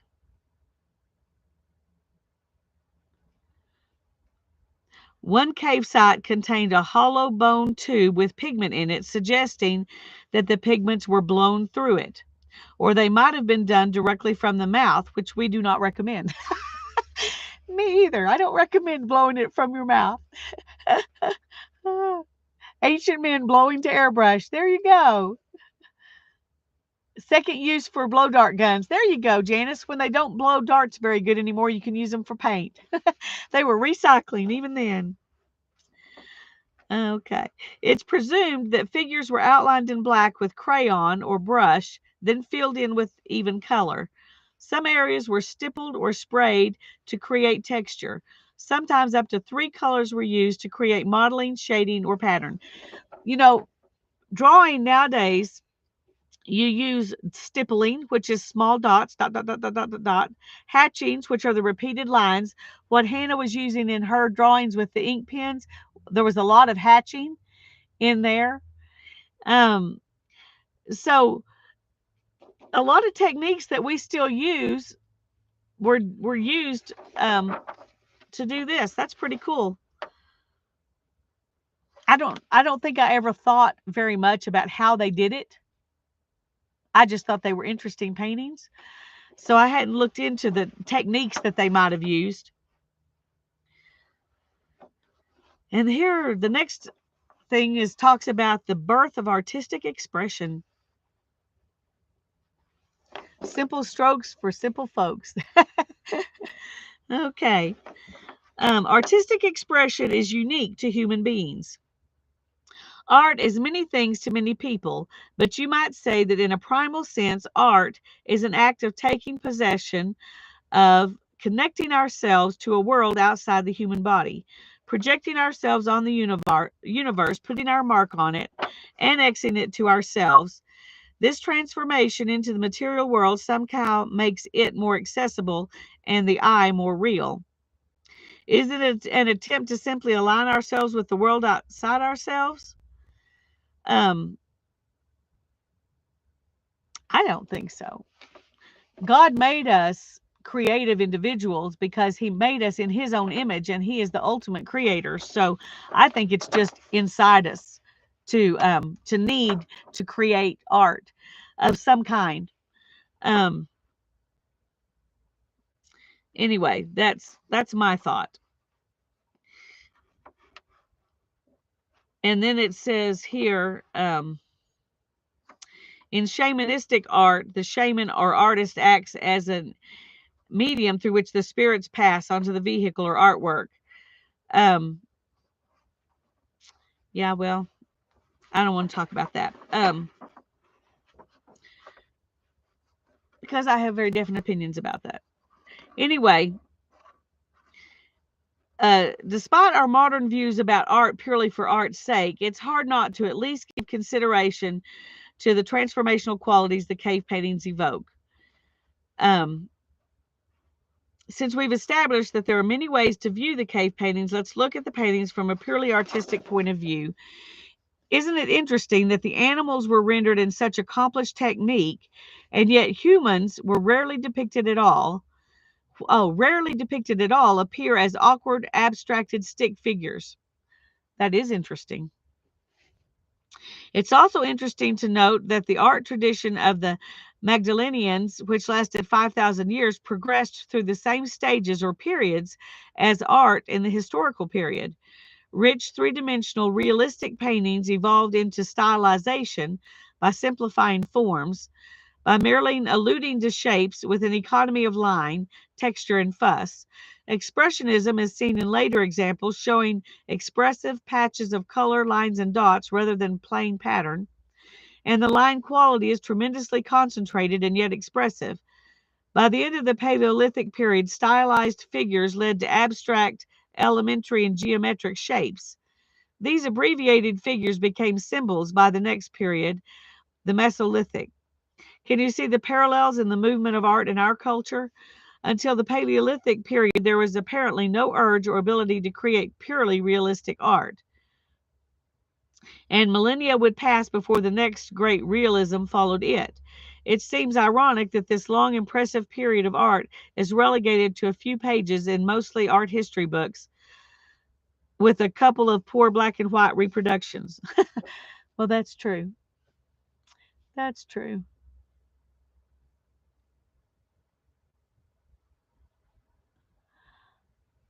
Well, that's cool, Natalia. Just the clay in the water. When I was a kid, we were at my grandmother's and they had a lot of clay. Um, and we just made bowls out of it and then painted it with tempera paint. I didn't use any of it to actually paint with. I just painted on it. God is the greatest artist of all, and we're created in his image. Amen, Mina. Exactly. Okay. Let's see if there's anything else out here that we really want to read. I think I read all that stuff.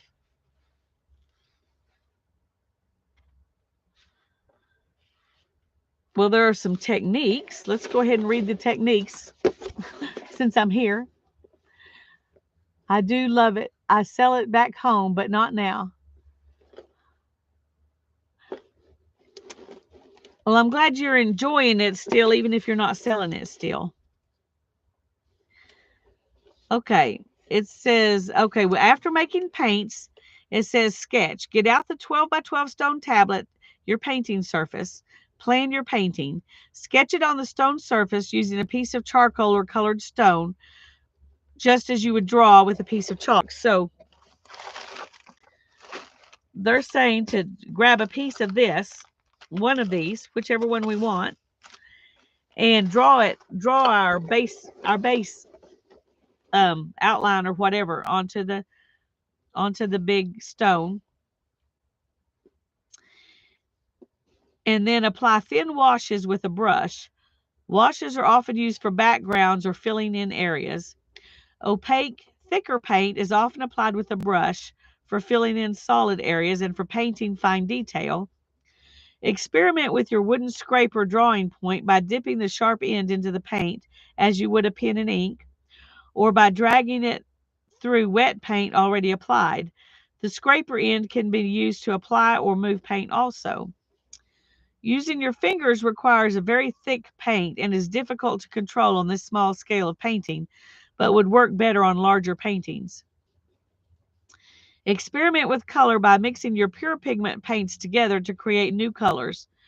You can create broken color by removing spots of color to reveal the background color, or another dried color beneath. Broken color is effective for making texture or shading, or to create modeling, the illusion of volume or three-dimensional form. If you're going to do that, you're going to have to let your base layer dry, and then work on a secondary layer. So this may take a couple of weeks to do. You're going to try hard to get back home soon, Natalia. That's good. I hope you get to go home soon. I know it's not fun to be somewhere where you're not home, but we're glad you're here with us right now. Just use a pencil and paper here. Yeah, that's right. Pencil and paper is all it takes to be creative. You can do it with just that. That's for sure. Okay. Well, we've had our history lesson in preparation for our Monday night stream. Okay. Now I don't have to worry about what I'm going to do Monday night. It's right here in this big heavy box. Now I gotta find a place to stick this.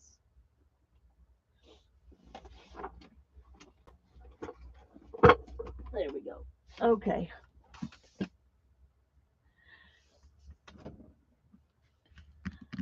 You're welcome, Barbara. I thought it was interesting, and I think it's interesting to to play with some of this stuff. So when you find something like that, it's like, oh well, we got to try it. Always wanted to paint in a cave. They won't let you do that nowadays. Unless you owned the land. If you could buy land with a cave, then you could go paint in the cave. But you're welcome, Janet. Janice, you're welcome. Now I'm interested in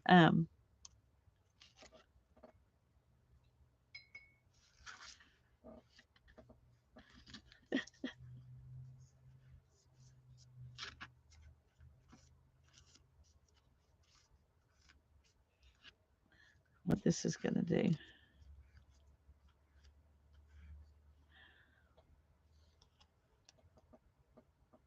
Guess we can paint on it, but I don't know that it's all that good. So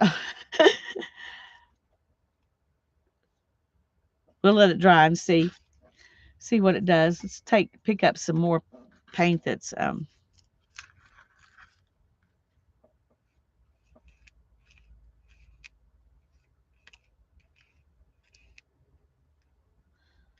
Well, there we go. My painting down here is getting all messed up anyway, so I'm not going to worry about it if it gets more messed up.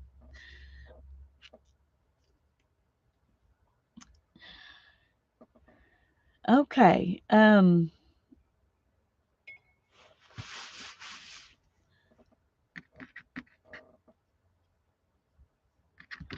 Anybody got any something specific you want me to work on while we've got about 20 more minutes before I need to get off?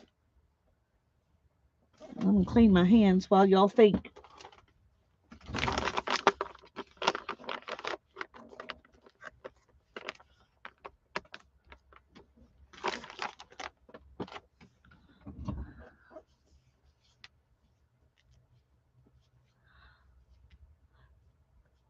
A black and white just because book.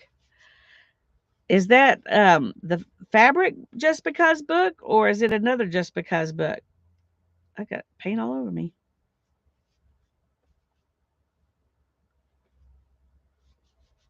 On my arm, way up here. Oh, I gotta tell you, Tracy, I'm not having much luck, but I did get started. I haven't started a project. I've just started trying to learn. But let me show you my little minimum success here.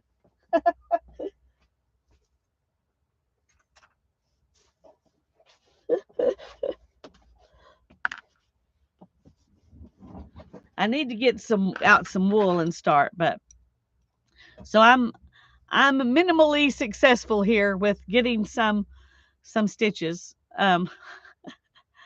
Anyway, I'm learning, but it's taking a while. It's a lot harder to learn to knit than to crochet. No, no, I've always crocheted. I did at one time take a little class up at the library where they taught it. They gave us these huge needles. They were like this big around, big long needles, and real chunky yarn, and um, and we learned to knit and purl, English style. And I came home and I knitted a little scarf, and then I did all that in one night because it doesn't take long to do that, when it's really big yarn. And then I put it down, and then when I went to try to do it again, I couldn't remember anything. It was like I had never done it at all. And I thought, I'm just going to stick to crochet because that was a lot of work to not be able to remember anything. And but I really want to get to where I can knit with my hand spun yarn. That's what I'm really wanting to do. And I like to crochet, but crochet is so dense that it's real heavy. And I would like I see the people all these pretty things that they knitted, and I just think I like the look of knitting better than I like the look of crochet, except for lace stuff. But but I may do this a little bit and decide it's just too hard for my brain to wrap myself around, and then go back to crochet. But I'm going to try because I would really like to knit. I've got some sock yarn that I've spun that's, merino um and uh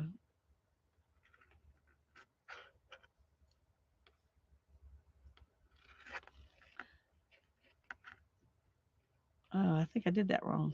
I don't know. Let's see. Try again and see if I did it wrong. No, that's good. It's merino and nylon, or merino and silk. Oops, no, back. See, I can't even remember what I'm doing right at the moment. And I can't tell. I think I'm doing something wrong when I try to purl because I can't. It looks just the same as if I'm knitting once you look at the fabric. So I know I'm doing something wrong, but I don't know what it is.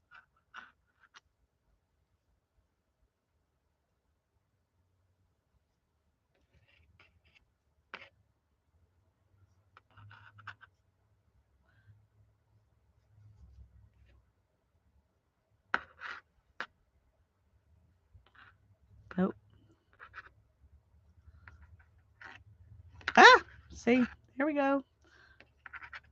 I feel like fumble fingers when I do this. And I know, come on. The first and last ones are the hardest ones for me to do. I don't know if that's normal or not, but I did. I've looked at a few, and I've only found one so far that's left-handed continental style, which is what I want to learn to do. And so I'm gonna follow hers for a while, and see if I can get good at it by doing it over and over and over again, following her. But well, the needle, it's when you're used to crochet, manipulating two needles is it's kind of hard and frustrating. But I really want to do it. I like um the the idea of the needles with the plastic loop in between them, but that loop kept jumping in my way and frustrating me. So I decided I need to get good at what I'm doing before I go to those rounded needles. The needles are a balancing act. It will become more comfortable with practice. I hope so, Lori. I hope so. Oh, goodness. There's an Italian Nana that showed left and right handed. I'll see if I can hunt it down. That would be wonderful, Janice. I like the cable needles because I'm always dropping a needle. Yes. And I think they seem like they would be the best plan. And in my kit that I bought at the thrift store, it had a bunch of the cable needles. Um, but when the where the plastic is attached, if you move the needle, turn it, that whole plastic thing goes thwomp and gets in the way. And so it's kind of frustrating for me. But Sherry says it's a challenge, but if I can do it, anyone can. How old were you when you learned, Sherry? If you were 58 and a half, then I can take that. But if you were 14, I'm not so sure it's true. Oh.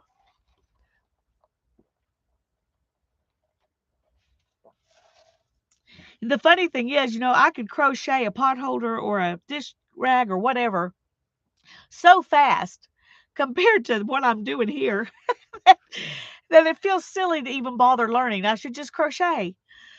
But it's something I've always wanted to learn how to do, and I've just never stuck with it long enough to learn it. So I'm going to see if I'm willing to stick with it long enough now or not. But I think I do want to switch to a wool yarn because this cotton has no give.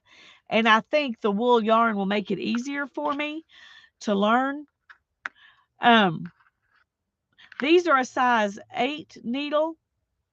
And one of the ladies I was watching, if you don't have a lot of stitches on the cable, it will go wonky. Okay. So if you're using it for something that's big, it's easier to use. I mean, it handles itself better. This is the beginning of your new knitting adventure. Yeah. I struggled for many years with knitting, finally taught myself when I was 40-ish. Okay, see, that 40 was a long time ago. Janet says, the first thing my mother taught me to crochet was the granny square. I ended up making a beautiful blanket, a wonderful memory. That's cool, Janet. Oh, thank you for coming, Natalia. Hope we'll see you again. I stream on Monday night, also at 6 p.m. So if you have time and you want to come in on Monday night, we'd love to see you. And then on Thursday afternoons at 2. So Melissa's trying to learn how to crochet. Yay.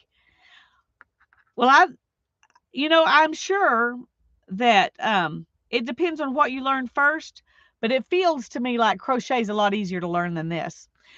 But I have a niece who's tried both, and she liked knitting came easier to her than crochet. And I've got another niece that only crochets because knitting was hard. So Um, I think it depends, you know, on different people. But part of my issue is being left-handed, and part of it is this wrist that bothers me, and so I'm trying to do it gently, you know. I had many teachers and grandma who tried to teach me, only frustrating me. Yeah. Well, when I was learning to crochet, I didn't even know anybody left-handed who crocheted. So I had to just do it by watching, having a lady sit in front of me and watching what she did and not think about which hand she was using, just um just what she was doing. And I learned to crochet that way. But um anyway, oh, there you go. I think that that video actually was last night, but it doesn't matter. You've got the link. You don't need to go look for it by day. But anyway, my niece started crochet and switched to knitting. She's left-handed and taught herself. Well, that's what I'm trying to do. That's what I'm trying to do. Melissa's right-handed. So watch right-handed people. You get lots of people you can watch on YouTube, Melissa. Left-handed people are harder to find. And there are some talented people out there who can do it both ways. They're left. I don't know if they're left-handed and they're like me, they do enough stuff right-handed, they might can figure out how to do it right-handed too, or if they're just ambidextrous. But there are a few people out there who do it both ways. Um. Anyway, this is how far I got with the knitting thing. So I'm gonna try. I've got to dig around and try to find some wool yarn that I can sacrifice to the learning, um, the knitting learning thing. I've got some that I bought for weaving in a box over here, so I can probably find something out of there. Ugh. I'm gonna get my thing again, bring it up here so that we can see. It doesn't look like it's changed at all from when I set it down there. It looks just the same.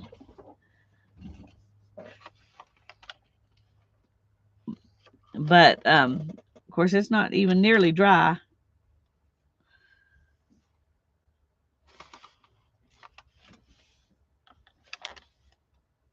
Oh, that's okay, Janet. It's not, it doesn't really matter. But if somebody happened to look for it, um, you know, by date, then they might not find it. It doesn't matter, especially when you stick the link in, they don't even have to go looking. So that's great. Thank you.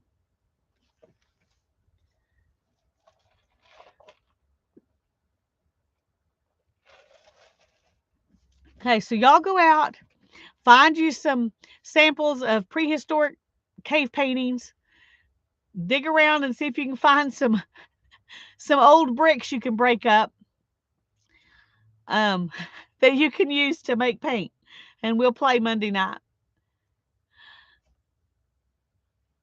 I'm going to get off in just a few minutes because I have to go in and change and run to the post office before I pick Hannah up. Um, so I can't stay on too much longer, but I was trying to see if any of this is dried.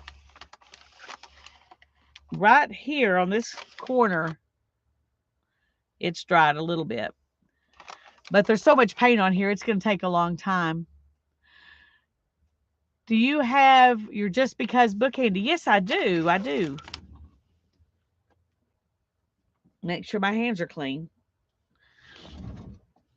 Here, are you talking about the one I'm making or this one that Journey made me? This is the one Journey made me. Um, and then I'll show you it real quick, and then I'll show you the one that I'm working on.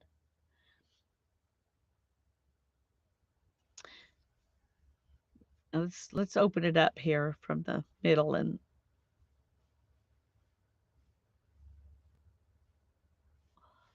see both the covers, the front and back cover. Isn't that pretty?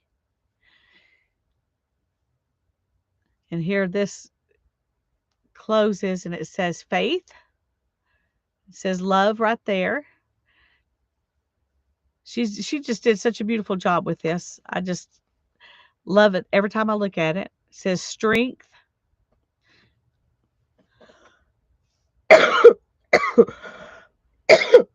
Excuse me. Just a second. It is adorable, isn't it, Tracy?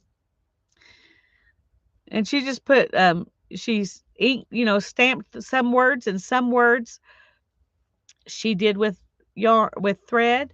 It has a couple little pockets and some charms and a little flower embroidered. There's some beads and some sari silk.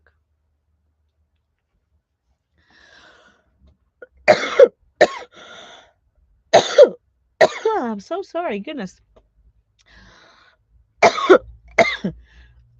My history lesson made me start coughing.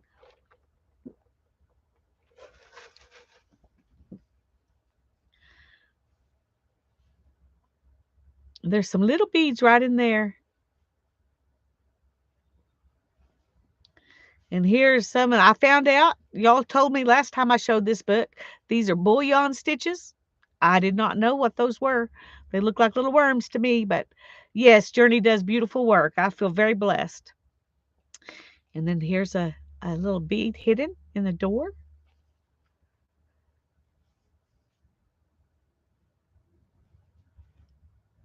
And then it says hope, love, laughter, faith, prayer, kindness, joy, and strength. I love it, love it, love it.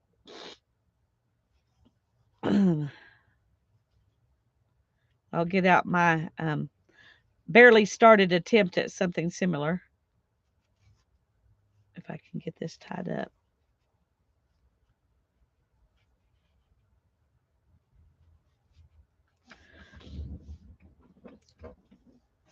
And I have it right over here because it was on my table. Oh, look what I found. I don't know if I'll be able to use them or not, but when I was trying to do the buttons, I was having trouble, and I thought I might could put this on some of my pages. But let me go ahead and show you what I've got so far. This is not on there yet, but I'm going to put it on there, I think. But so far I've just done on the cover. This is the cover. It's made from a quilted pillow-sham. And then, let's see if I, okay, where'd my needle go? Oh, no, it's on there. Okay, I'm going to tuck this in here. And what we did last time was just make some little signatures to go in it.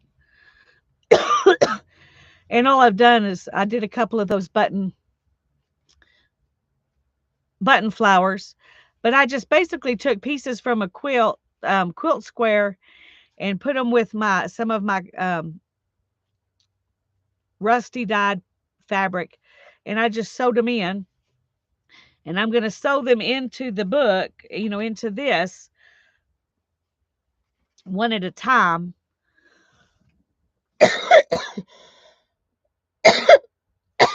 Goodness gracious, sorry.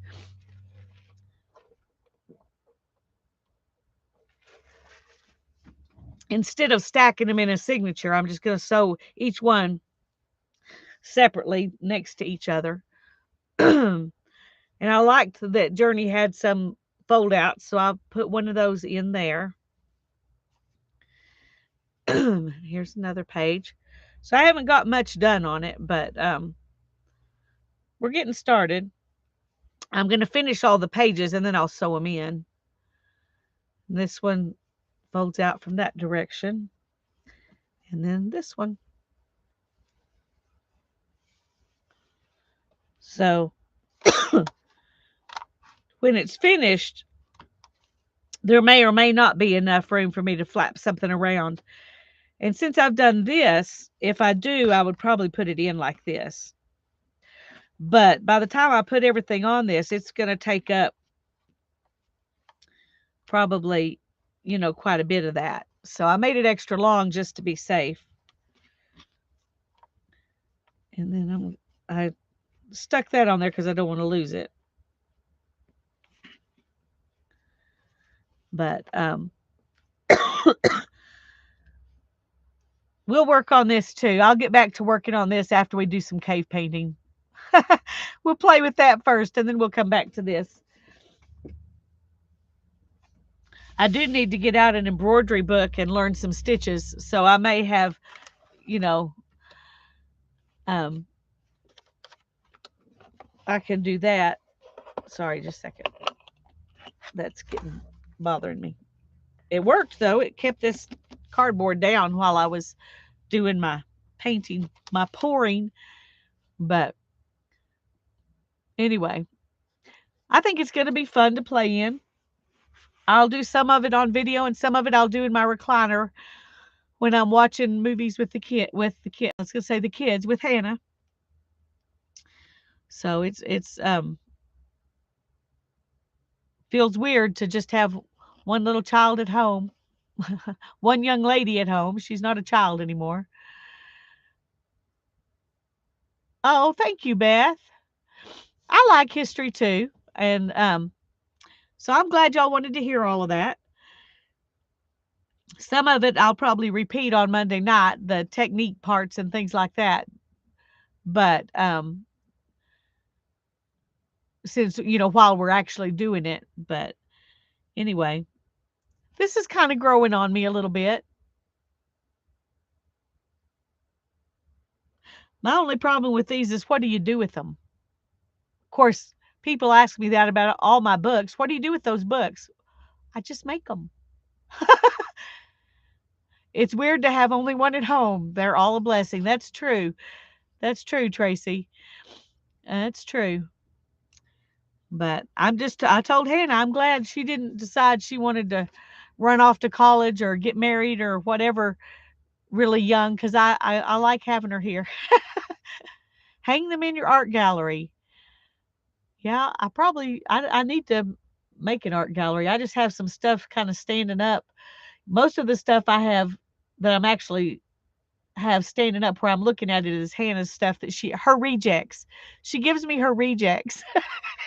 And I put them in my everything book and my and on my walls or whatever. So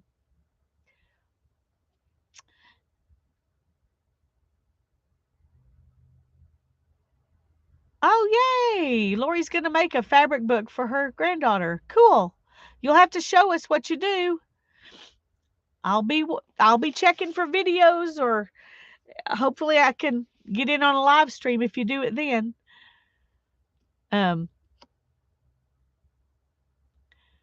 But well, it's 4. I got to go. I didn't realize it seems like it took a long time and then suddenly it was here. I'm